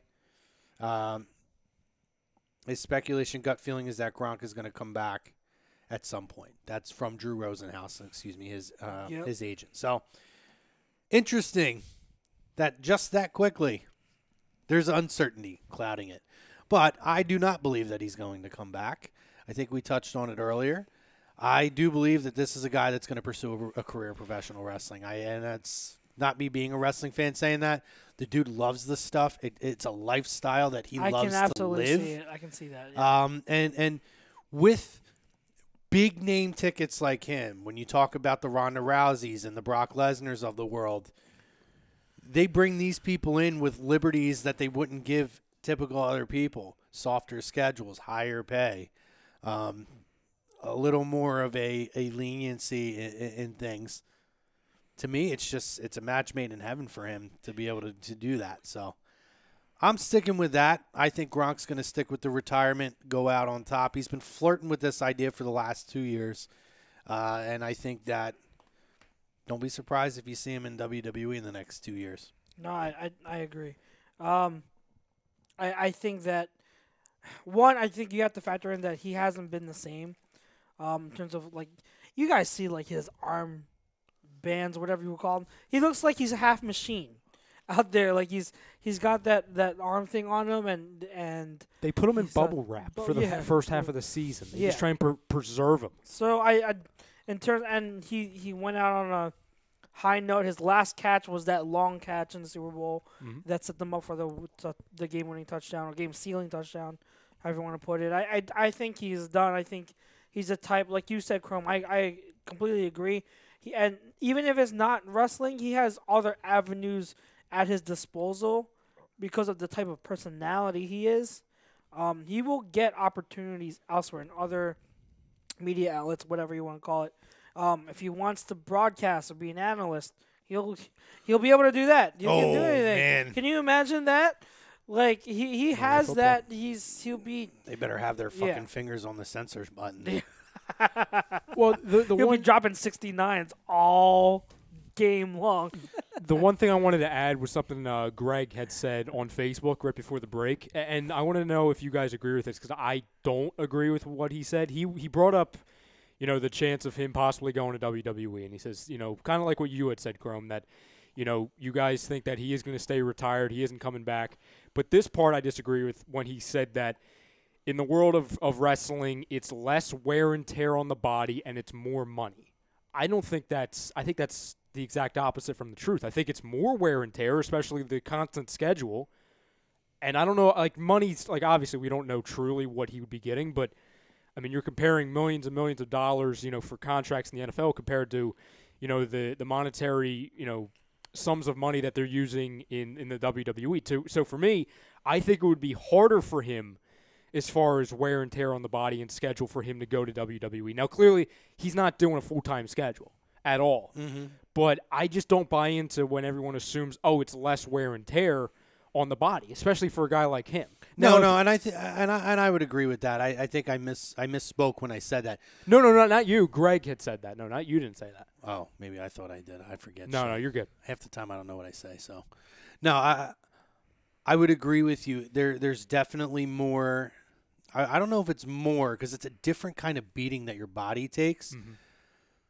The one thing with that is that when you do talk to people who do like wrestling and stuff, your body almost starts to callous over from taking bumps and certain things like that, as opposed to, you're tearing ACLs from stepping on a divot in a field. Mm-hmm. There's a lot more. It's a lot less controlled, if that makes sense. Yeah. On the football field, as opposed to a lot of times when injuries happen in professional wrestling, it's someone didn't do what they were supposed to do. Correct, or you're not, and they will make sure that he's trained enough. I think that there's more control with injuries, and freak things happen to everybody who does athletic stuff. But I mean, how many times have we seen weird, goofy stuff in baseball and football? Guys running down a ball in the outfield and steps into a little divot that dug up from when a guy made a diving play earlier in the game and took it up. And next thing you know, you got an ankle that cracks over, or you have a twisted knee or something like that. I mean, I just feel like it's a little bit different. And those aren't things that callous over. Mm-hmm. You know what I mean? Yep. So And I use that term because that's what guys who wrestle have told me. Your body calluses over. Yeah. Dion says Gronk is not the greatest tight end of all time, according to some. I do not put him over Tony Gonzalez or Antonio Gates. I don't put him Gronk over has the Tony least Gonzalez. I would. It's tough not to put him over Antonio Gates, in my opinion, though. I think Gronk is second. I think in terms of Tony Gonzalez to me is the clear number one. Is number one. I think now. Shannon Sharp's another guy that could be considered. That would be in that conversation. I'll put it this way: Gronk was the most dominant and most talented, but injury concerns affected his longevity. So that's a factor. Like longevity is a factor when you talk about greatness and legacy. If you're talking about just pure talent, I think it's a no-brainer. Gronk is the most talented ever. I mean, Tony Gonzalez did it with, he's and Tony. It's tough when you bring up the argument of who they've played with too. He's a freak of nature, so it's easy for a guy like Tom Brady to maximize that. Yeah. But Tony Gonzalez did not play on great teams for a lot of years. Yeah. He didn't always have one of the top quarterbacks in the league, and he did it in more than one place. He was successful in more than one place, and I think that goes a long way for the longevity, the reliability to know that he was going to stay on the field and still put up top producing numbers year in and year out, which is why he becomes a clear-cut favorite to me. I would probably put Gronk too, but again, I mean, Gates is a great name that you bring up. Gates is another one. And I think Shannon Sharp is another one, yep. To me, that's the top four. That's the Mount Rushmore of tight ends for me in the NFL as far as the history of the league at that position. I don't really know that there's anybody that really compares to those guys. I will put Gronk at number 2. Yeah, same. Yeah. Number 2. So there's an excerpt from his book that somebody shared with me. Somebody shared with me earlier, and I just felt. Are we sure he wrote it? Maybe somebody. Maybe he talked and somebody did the grammar check for him. But this is why I love Gronk. It's How can you not love Gronk's Gronk? a larger than life kind of guy, Gronk is right? Awesome. So this was a story that he talked about from his college days. Okay. So Gronk says, it was great having the hot sorority girls party with us at Club G, but it pissed off the frat guys who were supposed to be getting with them. Fraternities and football players don't get along. That's just the way it is in college campuses. I had made a mistake as a freshman in going by myself to one particular frat party. Some frat guy's girl was getting overly friendly with me, and the guy didn't like it. I didn't know it at the time, but these guys had it out for me. After having a few drinks, I went to the bathroom to take a leak. When I came out, no less than 8 guys jumped me and hit me with whatever they could get their hands on. Chris and Justin weren't there, and I was by myself in enemy territory, and that was a big problem. My first thought, other than wondering what hit me, was that I didn't want to get in trouble with my coach and get suspended. My second thought was to get the hell out of there. I instinctively punch-kicked and threw 4 of the guys out of the way, but a bunch more guys jumped on me. Guys were coming at me from behind and from all angles. It was a battle to get out of there. Eventually, 8 of them got me to the ground, and I was taking kicks everywhere, but our quarterback, Willie Tuatama, was there, and he saw what was going on, and he helped me get out of there. The girl I had been friendly with told me that I looked like the Hulk throwing 4 dudes off of me. She loved it and definitely made it up to me later. Fucking love Gronk. I'm done. I loved it. I love it. I love Gronk. He's awesome. And for a guy who played for an organization that, I mean, listen, I respect them, but I don't care for them, and pretty much every player that plays for them, I'm not a big fan of. The dude is just so likable. Yeah, he really is. And if it is it for him, listen, he's a clear-cut Hall of Famer. Good for him, man. What a hell of a career that this guy had. Yeah. What a legacy he left behind, both on the field and off the field with the media and with, and just in pop culture in general. And I'm looking forward to seeing what he does next, whether it is wrestling or whether it's something else. I am too. Like the avenues for this guy that are opened up are so insane that he could. I mean, he could be on. They could do a reality. They could do a version of The Bachelor with fucking Gronk on a party bus or on a party boat. I might watch that. Oh, we got. I might watch that. What do we got, Ryan? You go ahead and read that one. Let me see. Foolish Demon, second from the bottom. Foolish Demon, second from the bottom, says. Hold on, my thing's like Go updating ahead. all these. You go ahead. Just in case we need it for best of the week. So Foolish Demon, in response to the Gronk story, says that girl got her ovaries gronked. Absolutely. Oh, jeez. That's awesome.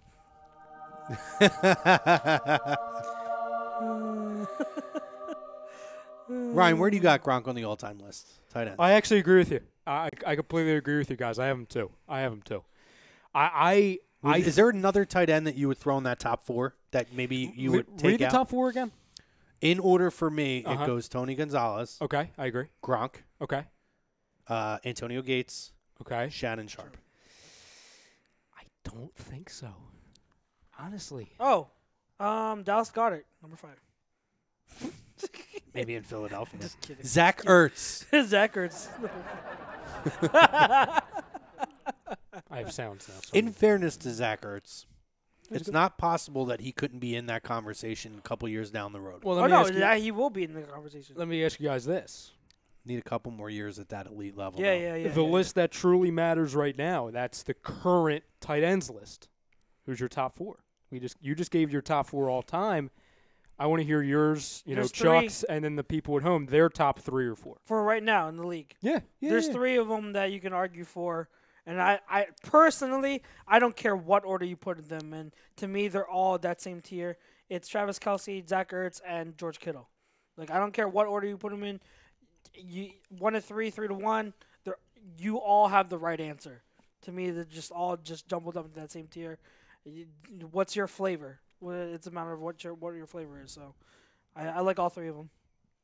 I would agree. I would probably I'd probably go Kelsey 1, Ertz 2, Kittle 3. I feel like everybody kind of behind them is just that same next jumbled up bunch. To me, they're the 3 elite standouts. The guy that I believe is in the best position to really join that group, and this is after he had a very disappointing start of his career, is Eric Ebron over in Indianapolis because of what Looks like Andrew Luck got out of him. And it looks like he's finally putting it together. I would agree with that. Yep. I wouldn't. Yeah. I mean, he was Okay. dominant. He was, and that's when they had. I mean, I know. Oh, who was their other tight end? Jack Doyle. Thank you. Yeah. And, I know he got more exposure because Doyle was out for a majority of the season, but still, Even with Doyle in, yeah. Ebron was still catching touchdown passes.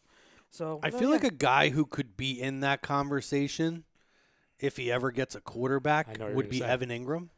Oh, see, OJ Howard. That's right. Though I O.J. love. Howard. Well, you know I love O.J. Yeah, Howard. I love both of them. But I feel like Evan Ingram could definitely be. Yeah, so that would probably good be receiver. probably be the 5 right there. But I would have to keep those 2 guys on the peripheral because of that. Pootie Tang brings up an interesting name as far as all time. Jason Witten. Witten's another guy. Ooh, Witten is another guy. I would okay. probably Witten would be probably the guy to round out the 5. Yeah. I wouldn't put him ahead of the other 4. I don't know if I'm forgetting anyone, but yeah, that is a good name. It's funny. My grandfather, who's probably the biggest hater of the Cowboys, him and I always get into a huge debate because he actually believes Witten is better than Gronk all time, which I had that same reaction time See, like 10. Witten's better than Gronk? Yeah, trust me, this is a thing. But like it shows that while that take is crazy that he's better than Gronk, I think Jason Witten is kind of not forgotten, but do you guys put any value into it because we think, okay, because they're the Cowboys, not that our hatred comes into play ahead of it, No, but it's like, objectively. yeah, like Jason Witten's up there, definitely. Oh, he's Especially when definitely up Tony there. was at the quarterback. Definitely up there. I think that it's tricky. The reason why I don't put Gronk ahead of Tony Gonzalez is because of longevity. Yep. But it's close. I think if Gronk had played a little longer, a few more seasons, where he could get close enough to Tony Gonzalez and not necessarily surpass him, I think I would rank Gronk number 1 because his numbers would be close enough.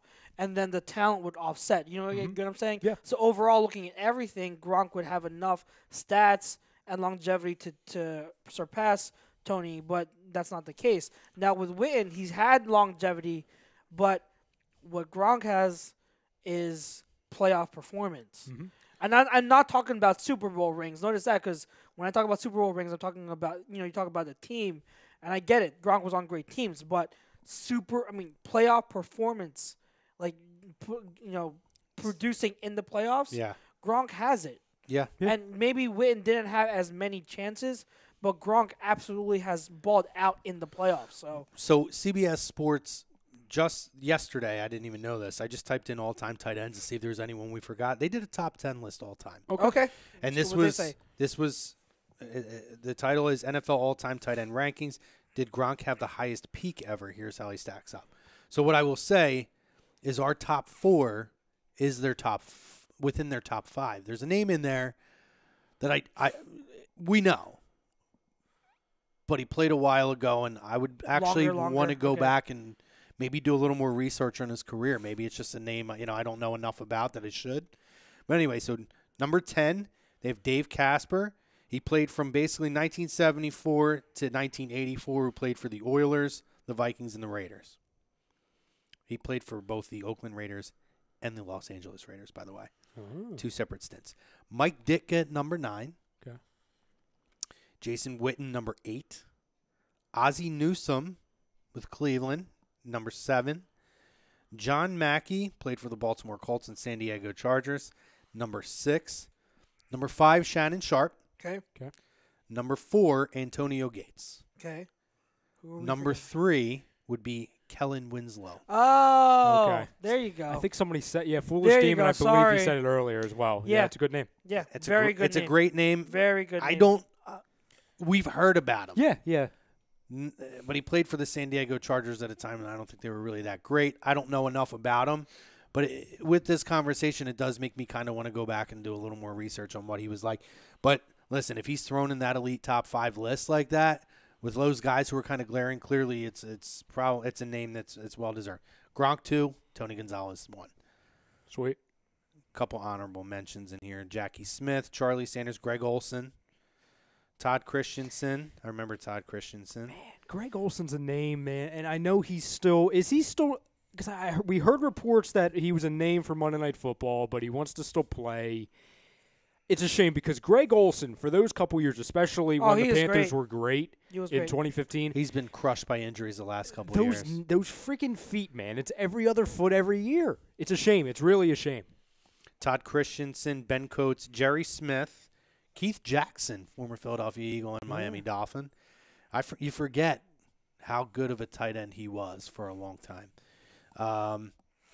Dallas Clark, another guy who played in our era that you really kind of forget about.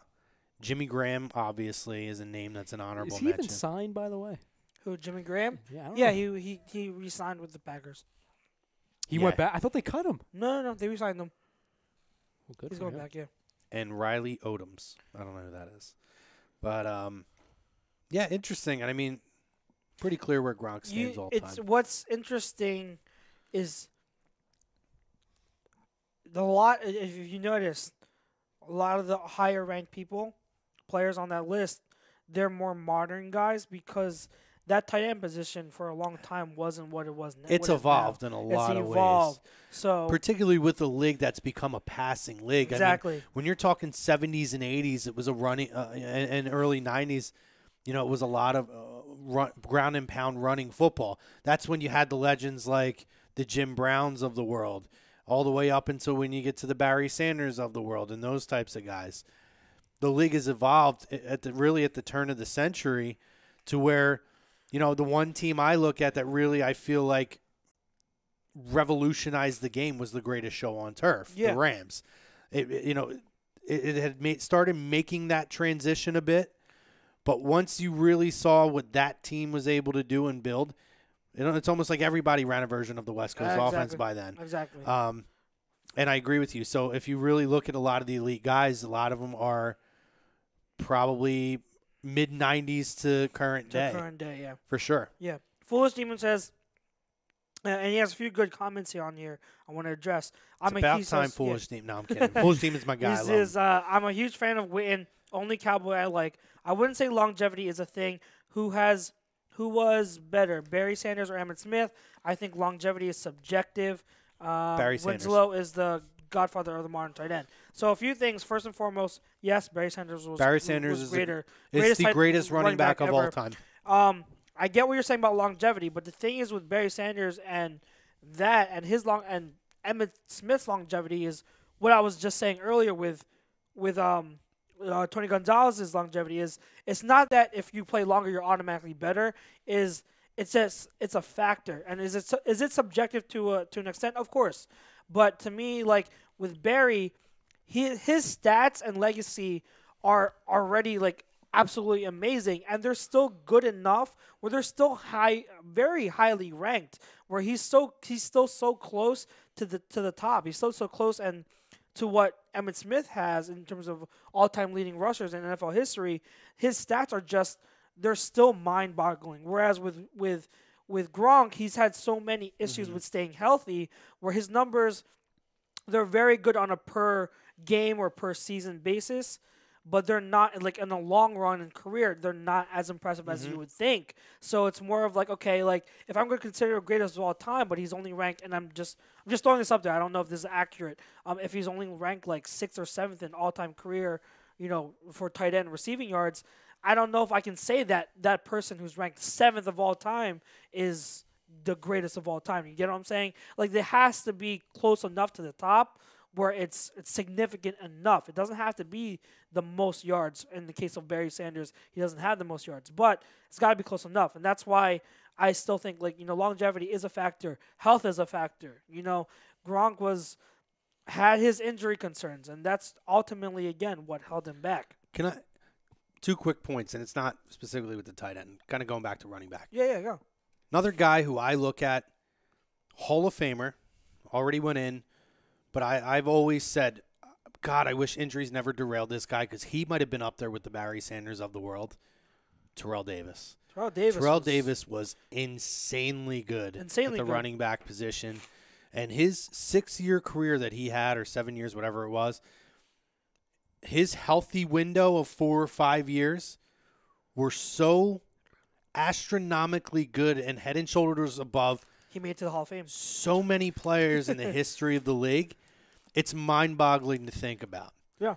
So he's another guy I'd put in there. I mean, maybe 2 or 3 behind Barry Sanders. Do you know why I hate the Lions? And I've hated the Lions since I was a kid. And I'm going to tell you why I hate the Lions. Because they wasted Barry Sanders? It's not just because they wasted Barry Sanders.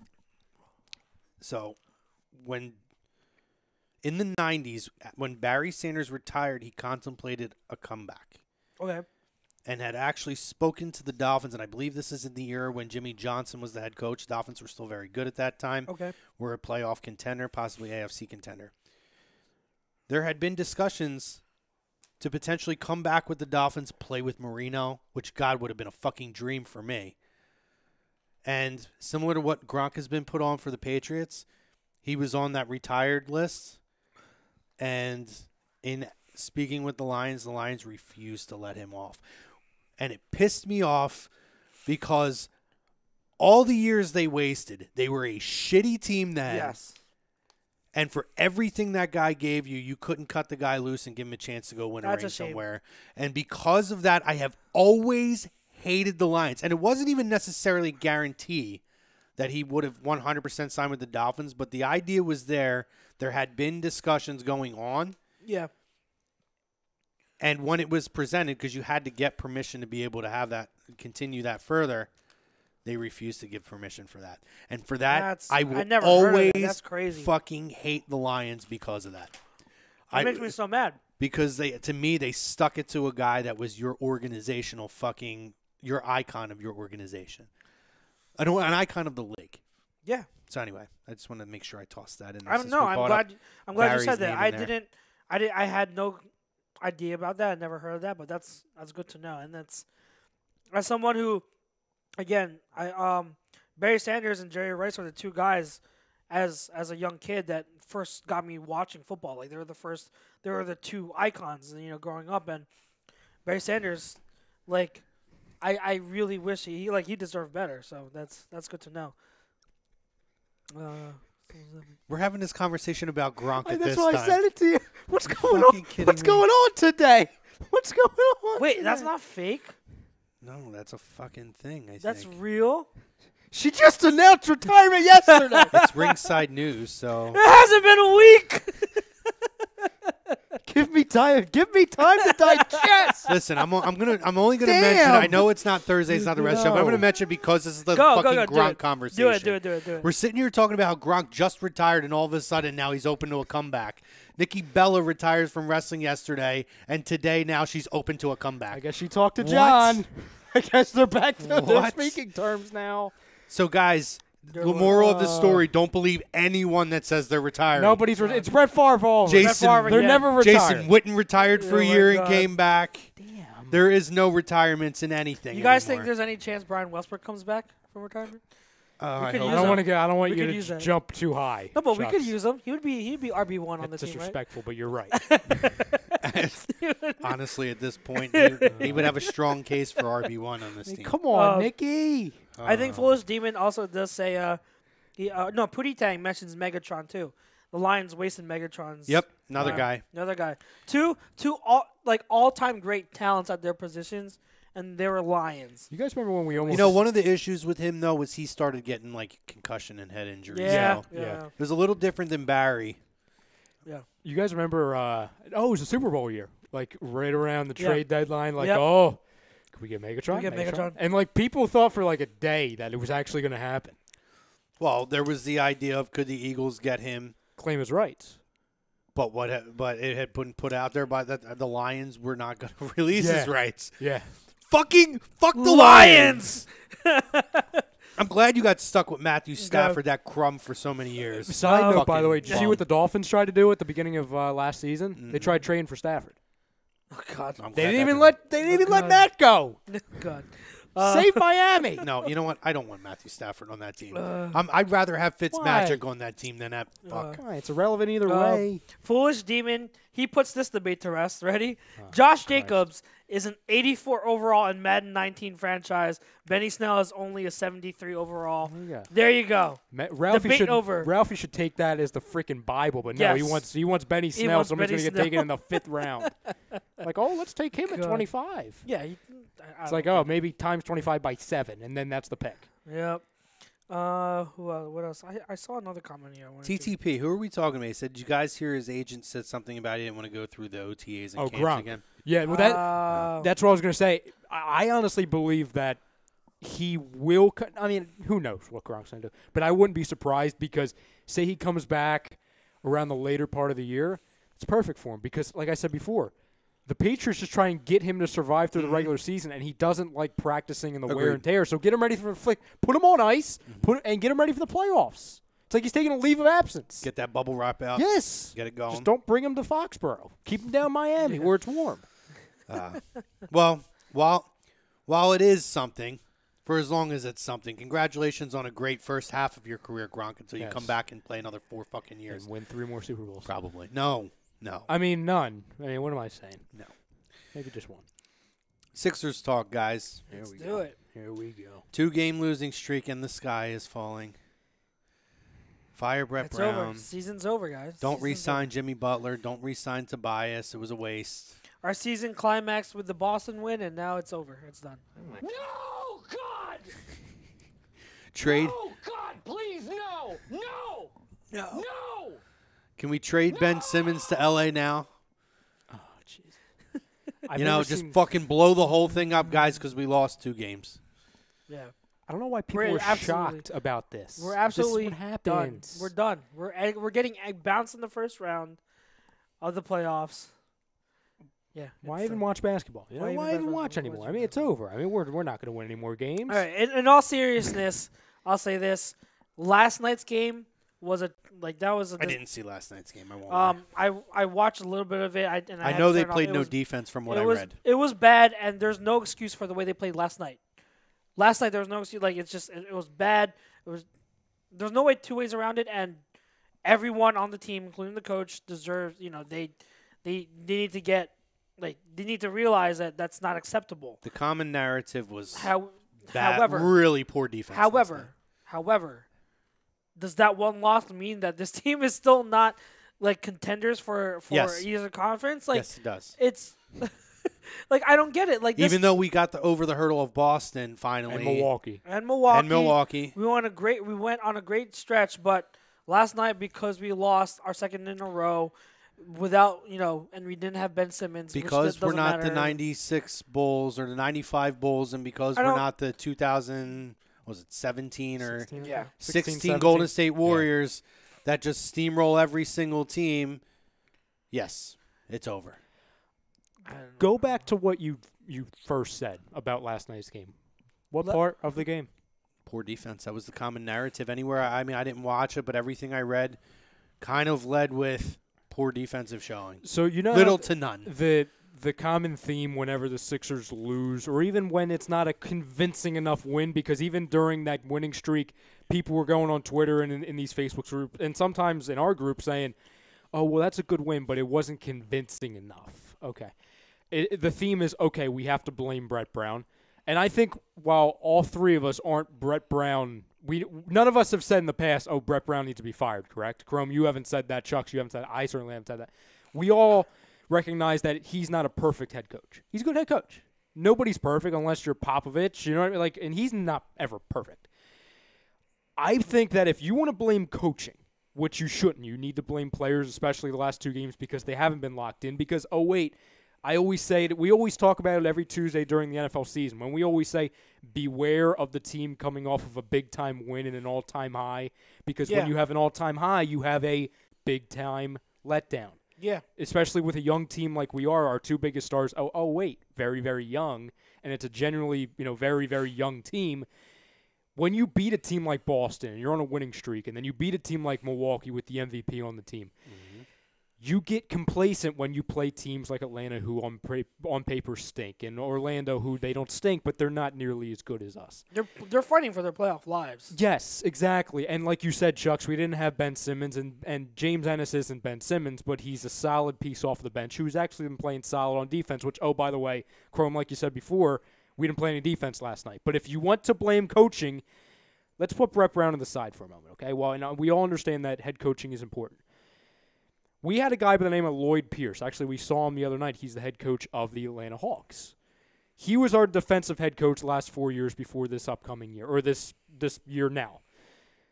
You notice, guys, and I'm not turning this into a Frank Reich thing. Remember how the storyline all throughout the Eagles season was, oh, Frank Reich left, so he was a god, and now it's different. I'm not turning it into that whatsoever. But once Lloyd Pierce left and this new guy came in, I believe it's Monte Williams, our defense is flat out socked, especially late in games. Our defense is one thing. Oh, Joel Embiid. We weren't talking last year about how glaring of a liability J.J. Redick was on the defensive side of the ball. We weren't saying that. Late in games, we were locking guys down. That's why if you notice last season, we were running away with games, 20, 30, 40 points. We're not doing that anymore because our defense sags late in games. Uh-huh. I'm blaming the players first, obviously, because they're the ones causing the turnovers and not switching. But if you want to blame a coach, blame it on the defensive head coach, because that's the biggest difference. Our offense is better. Our defense has gotten worse. That's the issue. But everyone wants to look at Brett because he's the only guy on the coaching staff people know. That's it, and it's laziness. And I don't love Brett. But he doesn't deserve to be fired right now. I mean, yeah, I don't. I'm still one of the guys who believe Brett deserves until next year until you start looking at it. I think this year was a given. I don't put Brett nearly on the hot seat yet until maybe next year. So I'm one who gives Brett a long leash, but maybe I'm in the minority. I don't know. Okay, so let's go through the remainder. I like this. Of the 76ers schedule. I like this. So one of the narratives that you hear, and we heard it said the other night during the Boston Celtics game, is how highly praised Brad Stevens is. And one of the things that he's done is he's increased the win total every year. Now, mind you, he was given a lot more. I mean, early, they were pretty awful his first year. But their quote-unquote process was moved a little bit quicker along the way when he took the job. Yeah, right? they took a jump, yeah. So they've improved their win total every year. Last year, this team for the 76ers won 52 games. We're at 47 this year with, I believe, 8 games left. Correct.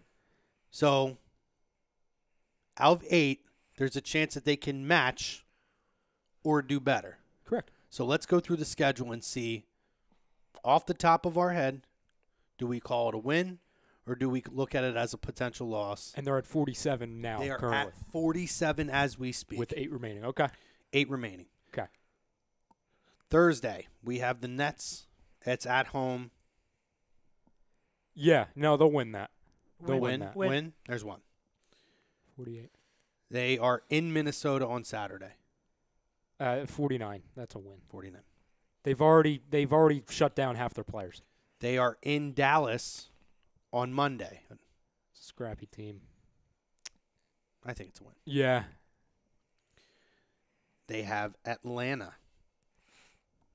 I think they'll come back and get that So that's win 51 right there. 51. So we rebound off of the 2-game losing streak with a 4-game winning streak. You have Milwaukee. I could see that as a loss. I'll take that as a loss. It's at home, but Or- I'll take that as a loss. For Are them. one of these a back-to-back? The Hawks and then Milwaukee. Oh, that's a which loss. to me is more of a loss. We might rest players against Milwaukee just because we're gonna have the seed by then, They have. There's 2 back-to-backs actually. and then Chicago probably So they have Chicago. home or away. That's at away.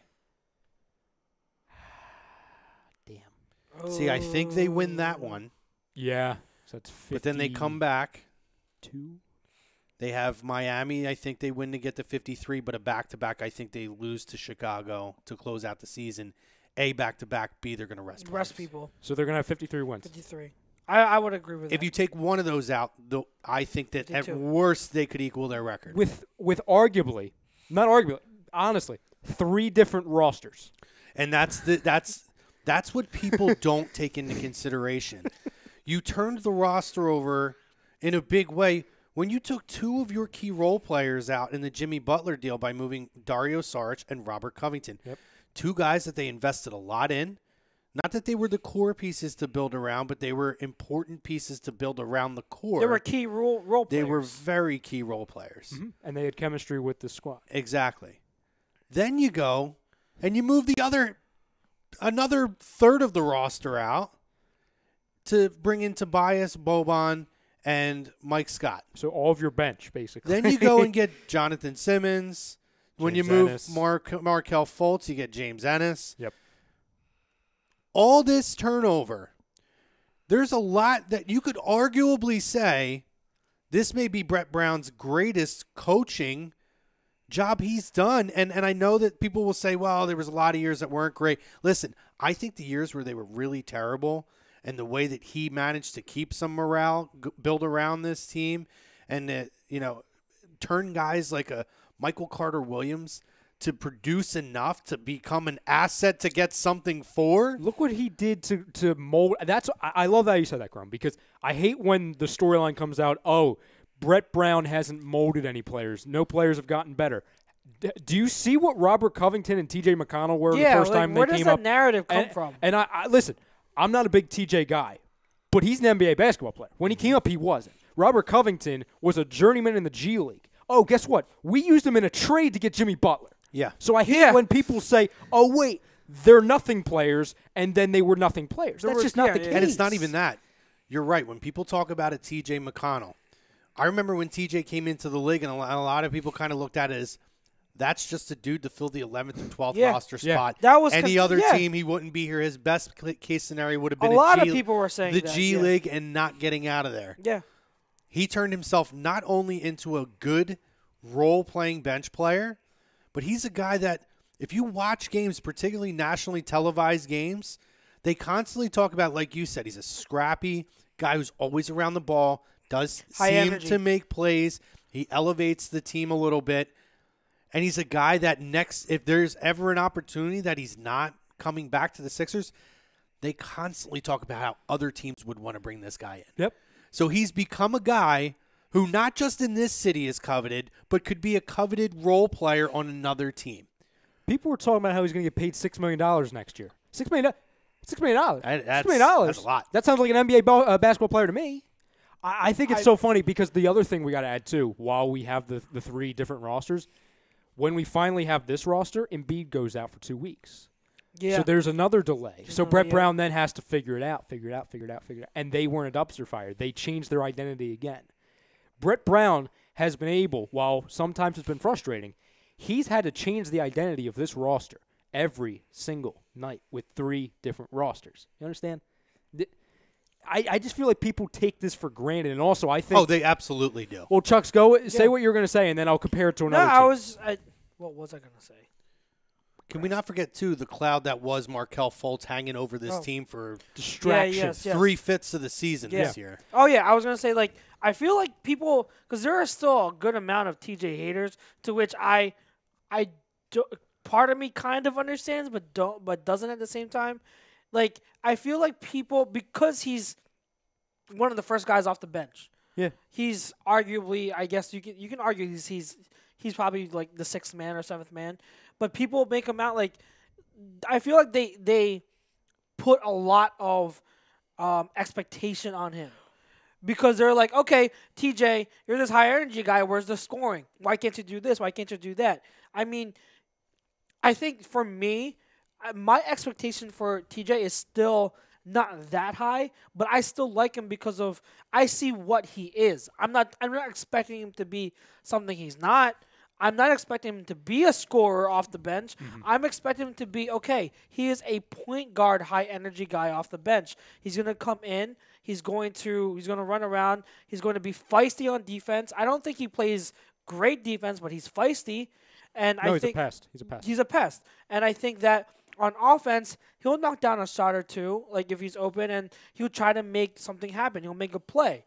I think that when you look at him from that role, he's fine. But then other people that want to like bash him, they think, oh, he's playing this many minutes, he should be scoring this many points. He should be doing this. He lets up way too many, people buy him on the defensive end. Like just take him for what he is. Like I don't. There's a fine line between the two because a lot of what you're saying I agree with. But like for example, the reason why people give TJ a hard time is one big reason, in my opinion, and tell me if you guys have this reaction. And when you're like at a game, you really see it. He's the first guy to come off the bench and replace Ben Simmons. Yes. So Ben Simmons, while we know he's going to be a superstar, while he's very exciting to watch, when Ben Simmons goes off the floor, kind of like with Embiid, as a fan, there's a groan because like, oh, there goes a fun player to watch. Yeah, and it's now TJ, who's while TJ's a NBA basketball player, he's not Ben Simmons. I understand to a degree, Chucks, when people bring up the minutes thing because I like TJ McConnell for 10 to 14 minutes a game. That's fine. But and Brett doesn't really do this anymore. He did it back a few months ago, and he's kind of going away from this, which is good. But there's a fine line between using what TJ's good for, which is limited minutes, like I said, 10 to 14, and then playing him 25, 26 minutes, which he was doing earlier in the season. That's when TJ gets exposed a little bit, and that's when kind of the old TJ McConnell comes out a little bit because while he's a solid NBA basketball player off the bench, there's ways to kind of expose him. You know what I mean? If you're the opponent. So I think there's a fine line with that. But when people say he's a nothing basketball player, I laugh because it's like, dude, go back and watch highlights of him 2 years ago, 3 years ago. That's a nothing basketball player. He's gone leaps and bounds to mold himself, along with the help of Brett Brown and the organization, to really deserve a spot as the replacement for Ben Simmons, or even start last night. Well, I mean, he sucked last night, but still, he deserved the spot. Even though Shake Milton's going to be the next great. I love Shake Milton. Yeah. I'm telling you, I like Shake Milton. I know you're a shake guy. Shake and bake. Shake, rattle, and roll. Shake and bake. Yeah. No, I listen, I hear you and I agree. I think you hit it on the head when you said there's such an underappreciation when actually taking the time to look at this scenario and everything, all the factors that have come into it. And the one thing I go back to is when the big three in Miami got together. Mm-hmm. It took them 25 games or so consistently playing with each other, not guys in the lineup, out of the lineup, guys hurt, this and that. in order to be able to build that rapport and build that 3 or 4 year stretch where they had. It took them 25, 30 games. I was going to say after I think after 24 games they were 500. So there you go. I would love to go back and look at that stat, what they were the first 30 games. Mm-hmm. But when you go back and look at it, I mean, there's a reason for that. When you make drastic changes, there is a such thing as chemistry. It happens in professional sports. It'll happen in your daily work life, wherever you work. Amen. When you change somebody out, it adds a different dynamic, and you have to figure out, how that dynamic's going to work together. They're getting there. You're going to stumble still a little bit. I want to see them do it now, 10 games out from the playoffs, as opposed to we're stumbling in the last 2 games, playing all of our guys, and we still haven't figured it out going into the first round. They're looking ahead. Every game from now to the Twice playoffs this is season a they've trap. had to do that. Yes, and like You're I said, absolutely right. Every game from now to the end of the season, Indiana is, I believe, 2.5 games back. So, I mean, we haven't locked up the 3 seed by any means, but I believe that they are looking at their schedule and they're looking ahead, and every game's kind of a trap game where we're Indiana's thinking playoffs. 2.5 back, Boston's 3.5 back from us. I think that's where we're 8 out. I want to say that Indiana's 10.5 out overall and 11.5 out, I believe, for the Pacers. I want to throw this to you guys because I mentioned it on Wednesdays before. I'm going to bring up another Philadelphia team that I believe has kind of I don't want to say ruin the fan base of the Philadelphia 76ers, but with the Philadelphia Eagles, when we saw how successful they were back, in the Super Bowl year, how – like, for example, remember when we lost to the Seahawks? Everyone panicked. Oh, my God, they're done. They're done. They're done. They're done. They're done. Mm-hmm. I think because we were so successful in that year, that mindset of, we can't ever lose games has molded into the other sports to where we look at Sixers games like there's only 16 games a season. Like, oh, my God, one loss, they're done. And it doesn't matter. I'm going through the top 8 teams in the Eastern Conference right now. If you just look at their last 10 games, you guys tell me if there's anybody here that's setting the world on fire and blowing everybody out of the water. Okay, go. Milwaukee is 7 of their last 3. Or 7-3 in their last 10, which is the best. Also matched by Miami in the 8th seed. Toronto, 6-4. The Sixers, despite those 2 losses, are 6-4 in their last 10 games. Indiana, 4-6. Boston, 5-5. Mm-hmm. One of those being with the Sixers. Detroit, 5-5. Brooklyn, 6-4. So, it's not like we're, losing ground or anything in any place that it's not, it's realistic for us to catch up. Because, listen, to catch Toronto would have been a tall task regardless if you won those 2 games or not, because they won their last game, and they have the same record the last 10 games. So there's been no ground gained and no ground lost. So I'm just looking at are these teams, and a couple of them are coming off of losing a game or multiple games or what? Do you think these teams' fan bases are going up? Fire the coach. It's not going to work. Blow it up. Probably not, but this is Philly. Trade Kyrie. Come on, man. This is Philly. We are the same fan base that wants out of Philly. So. There's so many times where this fan base can be as smart as any other fan base. And then there really is. But there are times where we can sound like absolute fools. No, we're dumb. I don't know that there's really often times where we're anywhere in the middle. No. This is one of those times, guys, we got to smarten up. Let's look at the situation. I almost feel like people are starting to hold the lousy years against Brett. And because they want the immediate. They forget that we weren't an NBA team, that we were purposely losing. Yeah. I really truly believe that they hold that against Brett. I don't Real even quick, count that. do you guys remember, and a lot of Sixers fans do not remember this. I don't remember which year it was. It was right in the middle of our tanking years. Do you remember when, for a week, there were reports that the Sixers were going to move on from Brett Brown because he was trying to get too much out of the players. Yeah. That they were trying to lose, Yeah. but Brett didn't. They didn't have the same, Yeah. like the same ideology. So Brett wanted to keep winning. Yeah. Yes. Yep. Like, so now we want to fire the guy who wanted to win. Like, Jesus. Like, I understand we want to run everyone out of Philadelphia, but can we pick our spots today, please? And like, let's not forget, you're talking about working in an industry, the professional sports industry, where you are managing egos, personalities. There's a lot that you have to manage. You have Jimmy Butler and you have Joel Embiid. Now, you're looking at two totally different personalities, but they can be very difficult to manage. And I say Embiid not because he's a bad guy, but He's a he personality. lets Embiid be who he is and knows how to reel it in enough. And he has the ultimate respect of his star player who has trust in the guy that he's going to continue to coach them and help them to succeed. And he's going to allow him to be who he is without any kind of nonsense. Like, I'm sorry, not everybody out there could coach a Joel Embiid. Yeah. And deal with the social media, what I'll say nonsense, not in a negative way though, but just There's always a storyline. those social media storylines and personalities and tweets. And the way that I feel like he always handles that stuff is like top notch, grade A.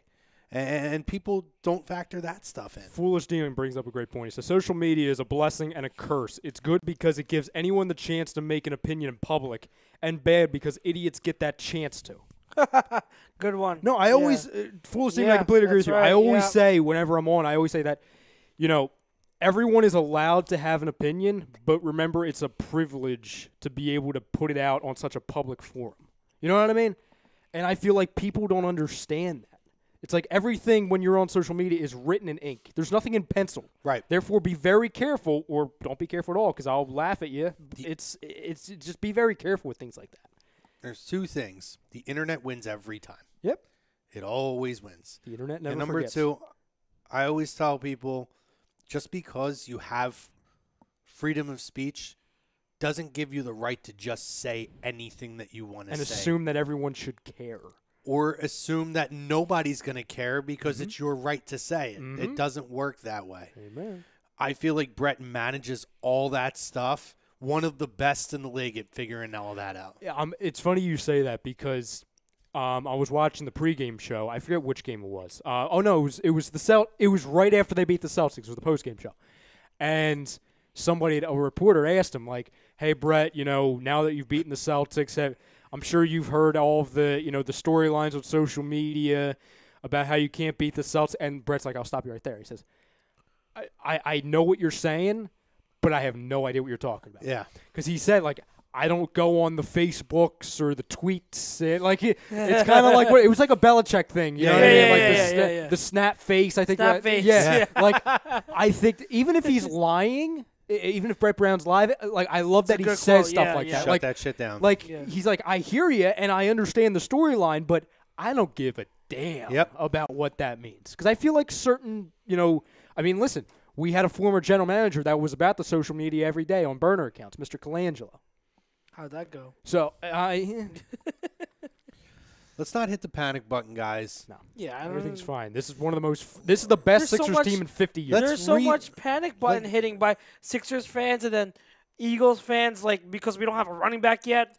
Eagles fans are hitting the panic button. Like, let's ease off of the button real quick.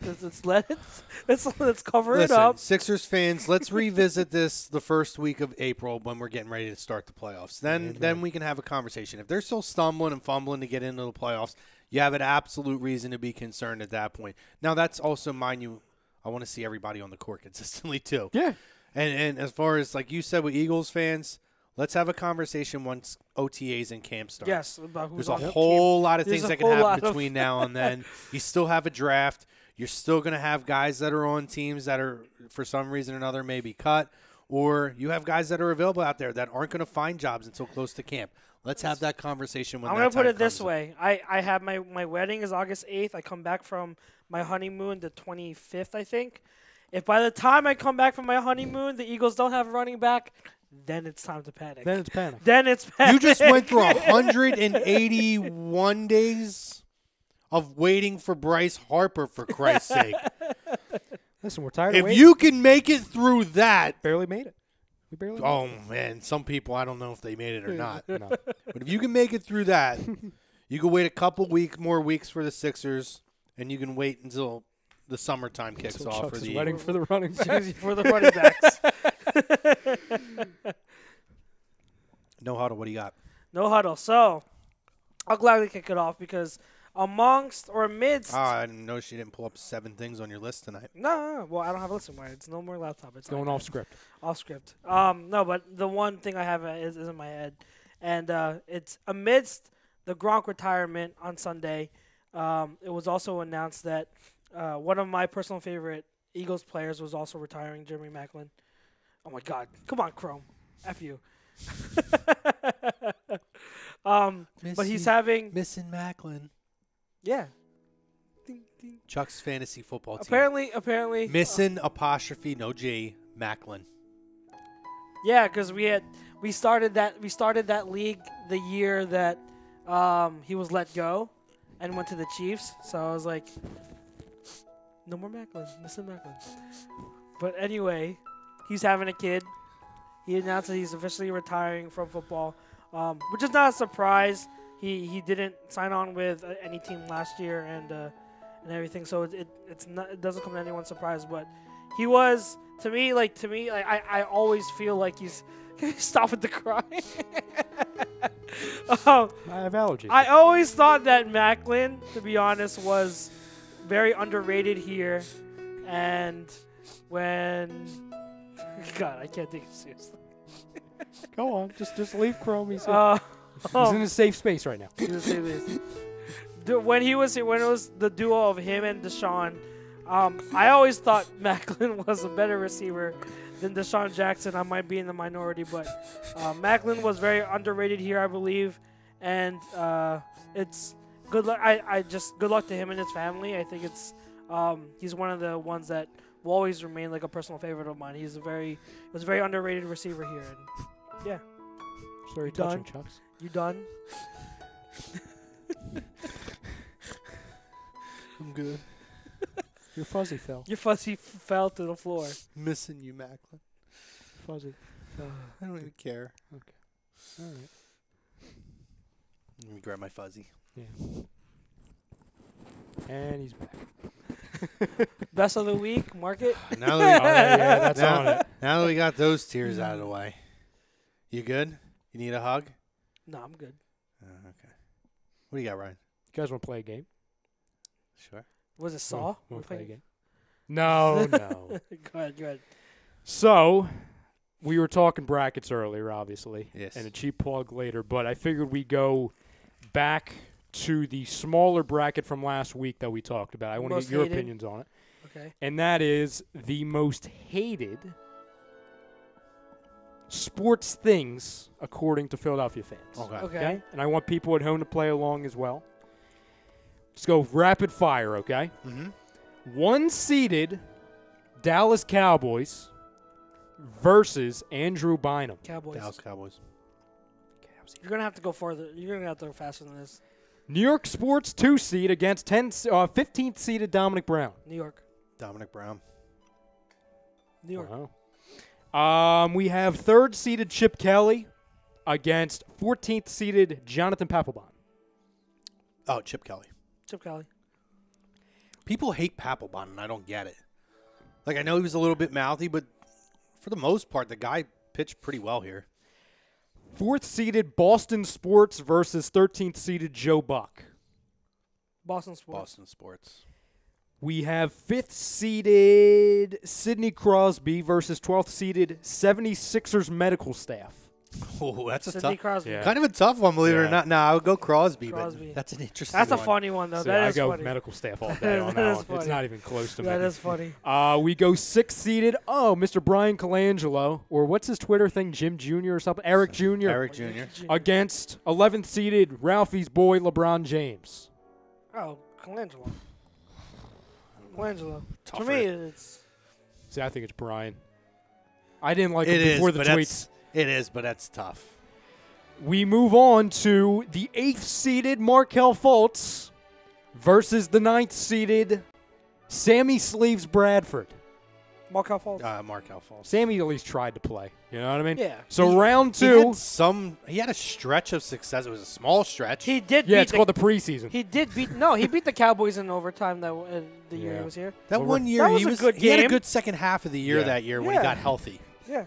When he got healthy. For those few playing games. for a For those few contract. games. He's playing For for the a few contract. games. That's why. Oh wait, I'm not signed next year. Oh, I better figure it out. Then he was hurt again after that, so that Yeah. contract he was playing for ended up being a $20 million He got- contract from Arizona last year Yeah. without having to play. Sammy, he'll be in the Alliance League soon if he can make it If he through the can make tests. it. If he make it through the tests.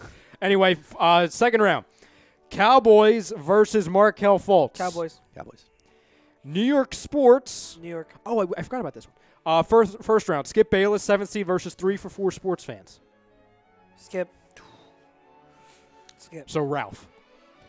See, this guy here is a 3 for 4. So I mean, I Yeah, don't but know. Iowa, I I'm guess. like a legit 3 for 4 though. Like I loved Ozzie Smith as a kid. That's Yeah, I'm, and you're I'm not- not like a crumb 3 for Except 4. for like I the know. beginning of the show, you're not really a crumb about it.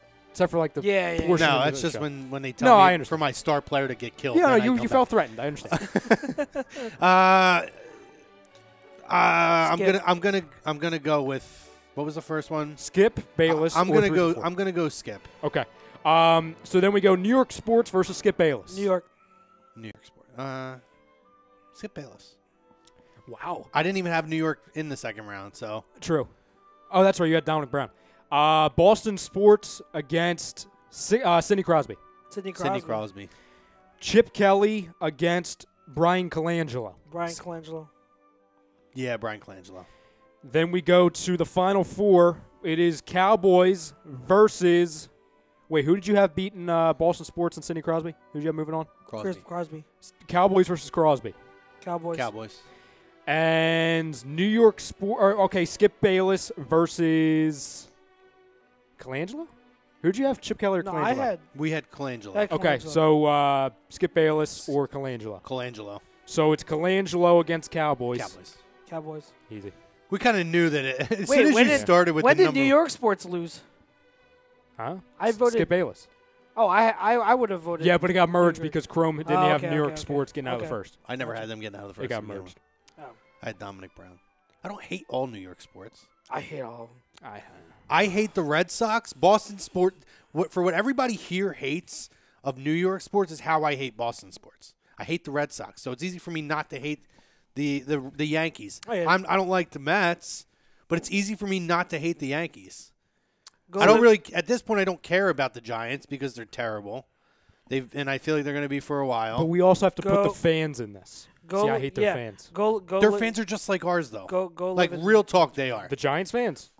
All Northeast sports fans are the same types of fans. I don't think we would have turned in our jerseys if we traded Odell Beckham.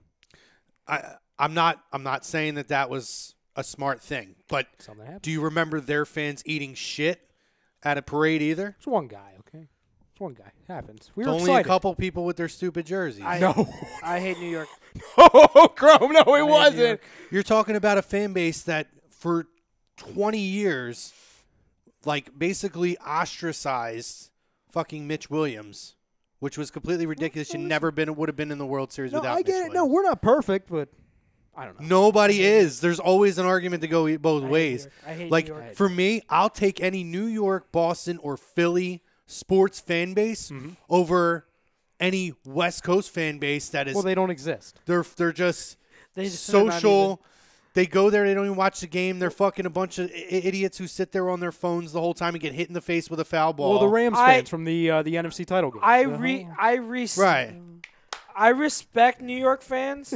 I hate them with a passion though, and it was amplified. I thought I hated them before college, but when I left and then I lived there for 11 years, that hate magnified hundredfold. There's a reason that New York, Boston, and Philadelphia are such massive sports markets, and it's because the passion for professional sports, college sports, just sports in general, Yeah. is so elevated over other parts of the country. I don't Now, argue there's with that. parts like the Midwest where if you go to a St. Louis or if you go to like a Nebraska with the Cornhuskers. Alabama college football. They and have everything like that. huge followings for an individual sport or two sports. Yeah. When you talk about an overall scope of all professional sports, at least major U.S. professional sports, there is nothing like the Northeast fans. Absolutely. And for that, as much as you want to love them or hate them or say that you're not the same type of fans, we absolutely are.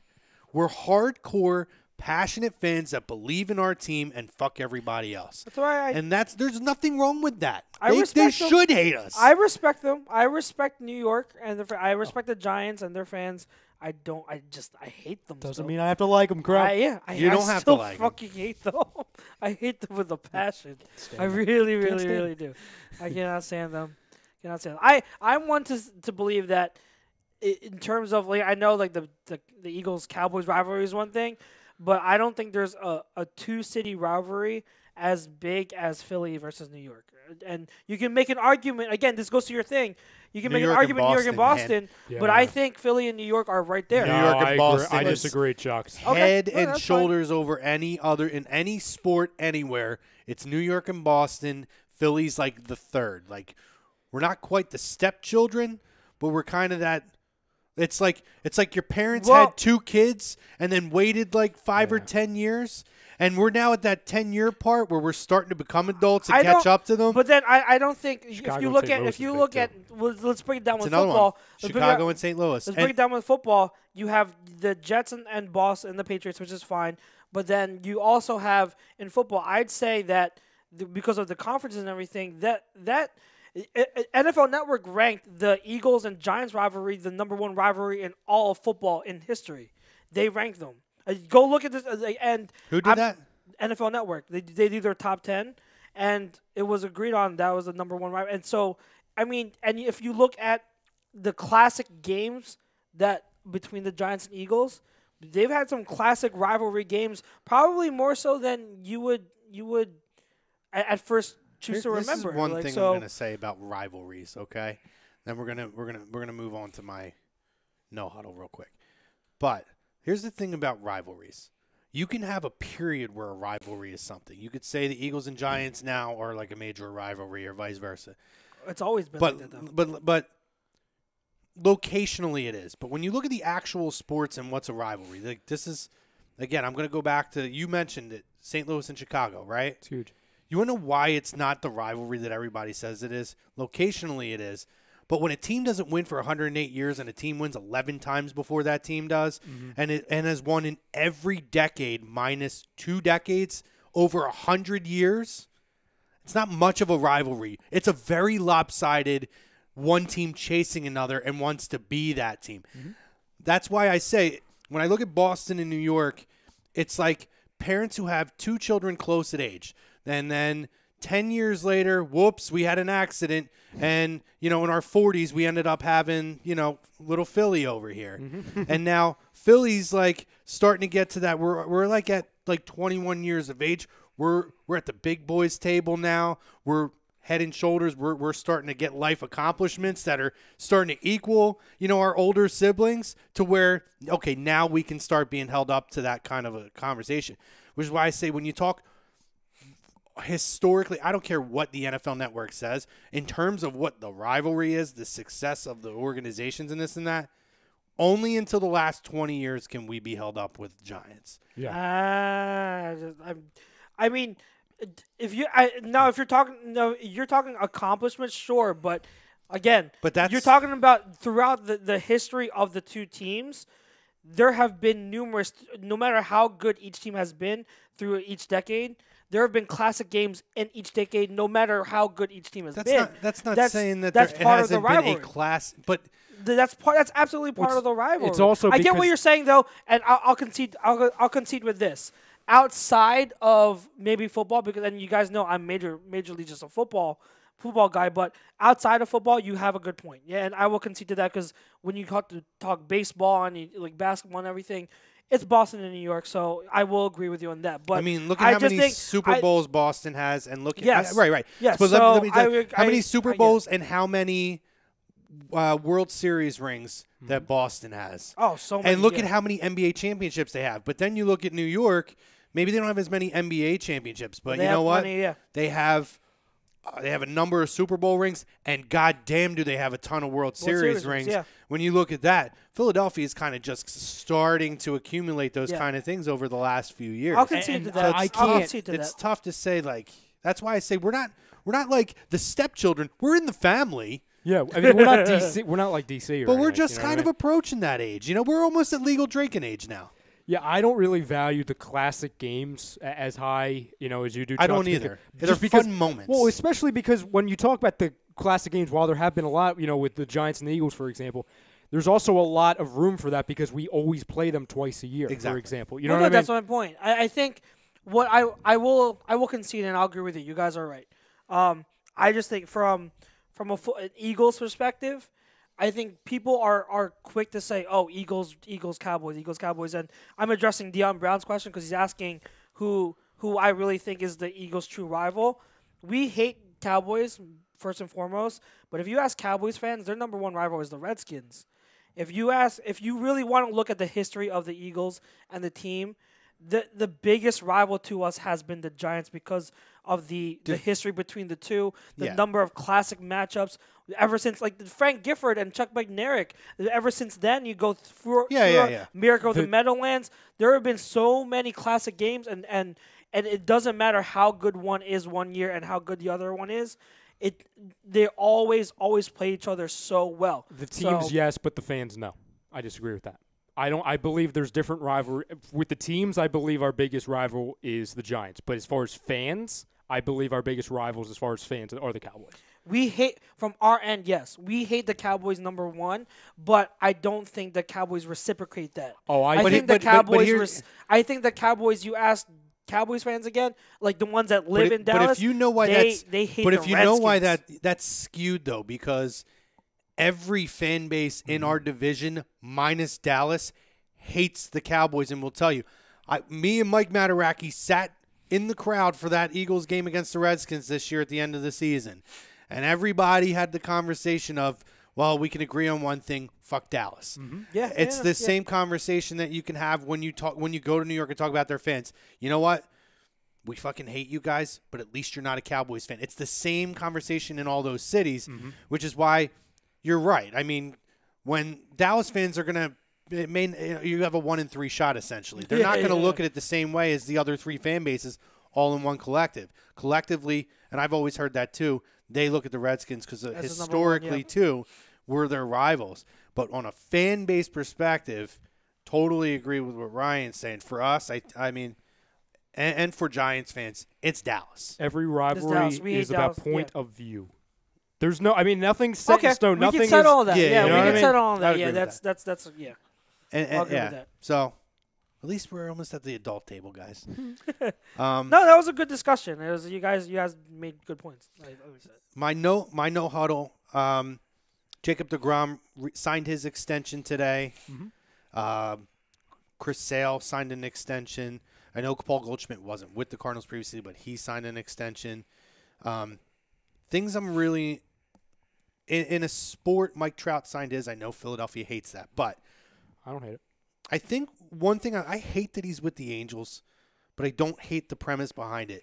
You know, when Derek Jeter retired, a lot of the conversation was with all these opt-outs and free agency and the top dollars and things like that. The days of guys playing long-term in places or playing entire careers in one place seem to be kind of by the wayside, making commitments to organizations and whatnot, right? So that's why I always kind of felt privileged as a Cardinals fan. Like Yadier Molina is a guy that a lot of people have almost talked about as like a dying breed. He could be the last guy who's like a perennial Hall of Fame all-star player that ends up playing his entire career with one team.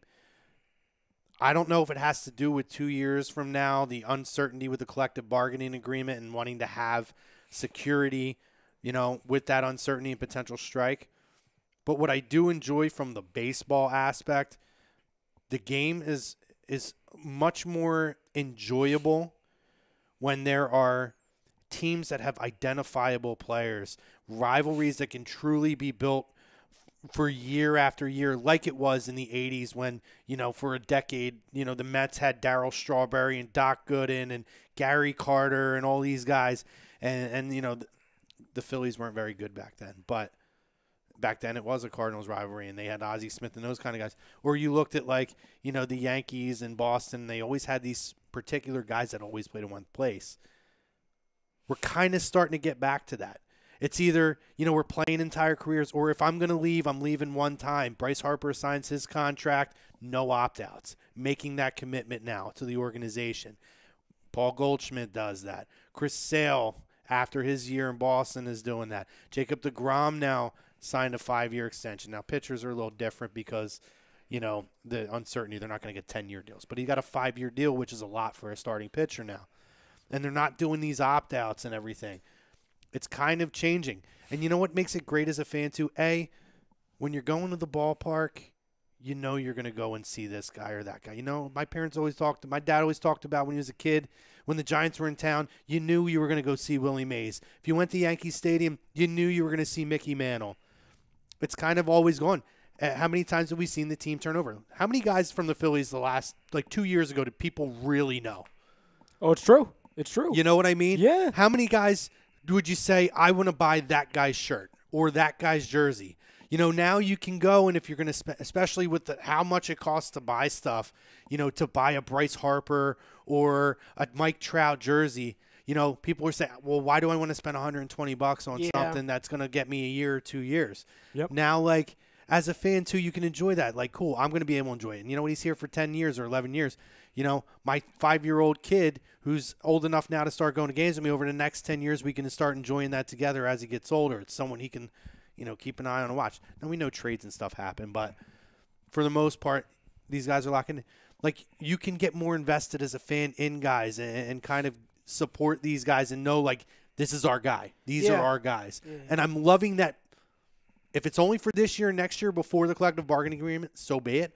But I am enjoying that these guys are starting to become organizational players or stars pieces the team and fan base is going to be able to get behind for years to come. Think of it as they're the exact opposite of the NBA, which I'm fine with. And I think, you brought up how, most of Philadelphia hates the Mike Trout thing, and I don't hate it because – I hate, and we'll talk about it tomorrow at length, but I hate all the hatred that's going towards Mike Trout right now because I think it's refreshing that you're seeing all these guys get locked up for long-term deals. Not because it really doesn't work. Historically, the long-term deals don't work, but I'm sick and tired of every sport now. The NFL is trying to do it, or at least the players are trying to do it, where they're trying to become the NBA, where every 2 years you hear about these trade rumors or about somebody being unhappy or holding out. It's while that's really exciting for guys like us because there's always storylines to talk about, it becomes nauseating after a while because you're talking about everything else except for what's going on the field, the court, or the ball. You know what I mean? Or on the diamond. It's exciting in the moment, but the way, we go back to social media, how everything's played out and it's way too much of this and that. I like, to your point, that a fan base, especially one like the Angels or one that isn't one of the bigger type market, a young kid or even a normal fan can look at a player and say, okay, well, we can get invested into this player and we can get his jersey because we know unless some crazy foreseen circumstance where he opts out or something like that, he's going to be here for a while. Yeah. And I think that's refreshing. Yeah. And that makes the MLB a little different in their own little pocket. Listen, so I was an 11-year-old kid. I grew up a Cardinals fan. The reason I liked the Cardinals, I loved Ozzie Smith. And Ozzie Smith, until the day he retired when I was 11 years old and more than old enough to remember a lot of my growing up and watching sports, he was my first guy. And I knew when I went to Cardinals games year in and year out, or when I watched Sunday Night Baseball, that Ozzie Smith was going to be on the field. Yep. I was going to be able to, this could be my guy because I knew he was going to be there. You don't have those reaction videos of, oh, they traded this guy, and you got, people are posting their kid crying because the guy got traded. You don't have any of that stuff. And I agree. It's refreshing to know that these are our guys. This is something that we can go and we can enjoy and build a rivalry around. Yeah. So I think it's a good thing. And to what you were saying, I unfortunately think that the NFL is going to be what it is.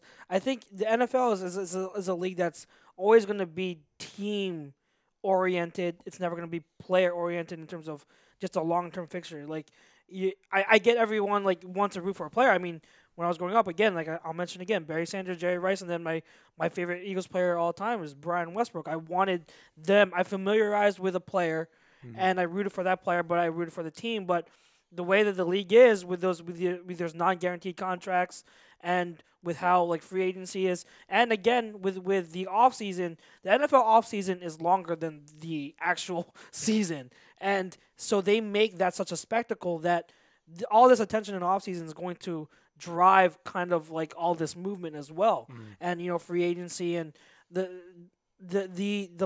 short-term dependability of all these players. It's going to just always have the NFL as not being set up to be like baseball. And unfortunately, I would love for it to be more like baseball, but we're never going to see it that way. I love being able to have those long-term players you can root for, but unless you have a quarterback in the league, there's hardly going to be a player you can really like invest into. The NFL, though, I'll say this. Why I don't mind the NFL being as it is, it's a 53-man roster. Yeah, it's there's 53 guys. really hard to do that. Yeah. But what I like about the NFL and what the NHL does right is there is a lot of guys, though, who become franchise iconic guys who stay there year in and year out. It's the only two sports where you can almost always rely on that on most teams. Most teams, yeah. There's those iconic guys, the Bradys who played, a place for their entire career, the Aaron Rodgers. Ben Roethlisberger. The great players. You don't get that a lot in the other sports minus hockey.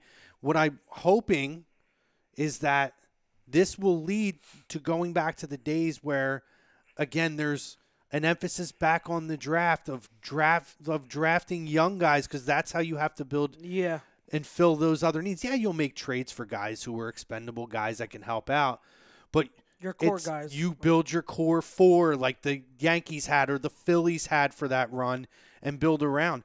Everybody's gotten away. Every time there's a prospect, all the top prospects are getting traded now, and then those guys come up, and everybody is essentially a moving piece. I wanted to get back to those days to where the Phillies can now build their core, from the inside around an Aaron Nola with whoever else is there, and now they have a Bryce Harper in place, a young guy. So I'm hoping it goes back to that emphasis on, the drafts when it used to be like that in baseball 10 or 15 years ago, or 20 years ago, when the Pujols of the world were coming out and the Miggy Cabreras and those guys. So anyway, that's my thing. It's good to see that guys can go out and get your Bryce Harper jersey now, and he's going to be there. And hey, maybe soon enough in a few years, the whole jersey problem won't be an issue, because Adam Silver, I don't know if you remember a few months ago, he revealed that the basketball jersey that changes names and numbers. Really? I have no idea how that's even possible, but yeah. So we'll it's probably see. something you have to spend like $500 on. But then if it's a permanent jersey, that $500 is your one jersey. Might be worth it, right? It might be worth it. I don't know. We'll see. Guys, until China makes a knockoff version of it. So before we get off the air, I want to give a quick plug. Tomorrow on The Fix, Mr. Brodo and his gang of shenanigans and foolishness over there on The Fix. It's true. They got this really cool thing coming up. It was kind of like a little tickle peek back into, what they're doing. They're going to be doing brackets. A bracket tomorrow of the most beloved sports figures in the city of Philadelphia in the 2000s, correct? Since the year 2000. So essentially since the year 2000 up to now. It's an awesome list. It's the hardest thing I've ever had to do, probably, in the 4 years I've been here. And you know what? Ryan touched base with a couple of us to kind of like just overlook a few things. He killed it, by the way. There was maybe from what you sent me, there was like one or two you might want to think about, but you killed it. With the rankings, with everything was done right. Guys, it's going to be a lot of fun to watch with these guys tomorrow. I got my bracket here. I'm filling mine out. Westbrook. Is that something you guys are sharing too? Oh, yeah. So, guys, if you guys aren't already, which if you guys aren't following A2D on all social media platforms, I don't know why you aren't already, but what we're going to do at some point tomorrow, we're going to post the actual bracket, because what we want you guys to do before 6 o'clock tomorrow, we want you guys to make your own brackets as well. If you're doing it live with us, because I haven't even looked at my entire bracket, I just know the seating, we're going to be filling it out live on the air. and we want you guys to do it as well. We want it to be as interactive as possible. So Yeah. there's going to be the post literally on all the social media platforms on A2D. And it's going to be hard. It's going to be really, really hard to do. Yeah, I mean, what I would suggest doing, they're going to put the post up. Don't individually post it in like the Real Talk, but make it in the thread. Mm-hmm. Pull the list, write out your bracket, take a picture of it, and drop it in the thread. And then this way they can kind of all like look through them, and it's going to be a lot of fun, man. I got mine to fill out. I'm going to make sure I pass over to you. Good luck. I A got mine lot of filled out. lot of great names on there too, guys. Oh, so make sure you yeah. check it out. You got AM and the PM tomorrow. Philly season preview. Philly season preview. Vote for Westbrook. You want to reveal who your top 2 was, Chucks? Westbrook. Just give us your top 2. We don't. For our we're not top two, split- who we made it to the finals? Yeah. For my bracket, it was Doug Peterson and Brian Westbrook. So, vote for Westbrook. Spoiler. That's not what mine's going to look Vote like. for I'm pretty sure Westbrook. that there's nobody else that's going to be on that Vote one either. for Westbrook. But listen, you got AM and the PM on Thursday. You got lazy booking. You're gonna have hockey happy hour. Philly sports guys coming to you Friday. Saturday we got a packed schedule. You got that new we show. got the hooligans. We got the weekly roundup, and then after the weekly roundup wraps at 6 o'clock, we are doing the next A2D roundtable show. All personalities from different shows. We touched on it earlier. MLB season preview. We know it kind of kicked off, but we're lazy sometimes and we get a late start to things. That's how we roll. But listen, you got personalities from all these shows that we're mentioning. Obviously, you got to agree to disagree on Sunday. You'll have In This Very Ring dropping on Monday, as well as the Sports Hounds. Correct. I don't think I missed any shows. We're coming No, back that's to you it. guys on Tuesday, man. Shows every single night. Like, damn. Every night. We're getting a packed schedule. I love it. Woo, love it. So, listen, we appreciate you, fam. If you join us on Instagram, Periscope, Twitter, Facebook, YouTube, wherever else, Pinterest, we might show up there. We're everywhere. Outer Tinder. space. We appreciate you. Oh, nice. We hope you swiped right on us. Follow us on our social media platforms, guys. Tune in tomorrow, man. This bracket's going to be awesome. Until then, Chrome and Chucks, thank you to Mr. Arnone for joining us earlier. Thank you for Mr. Brodo for giving us a The killer bro. second half. Thank you for the plug. And thank you to the family. Love you guys. Have a great week. We'll talk to you next week. Peace.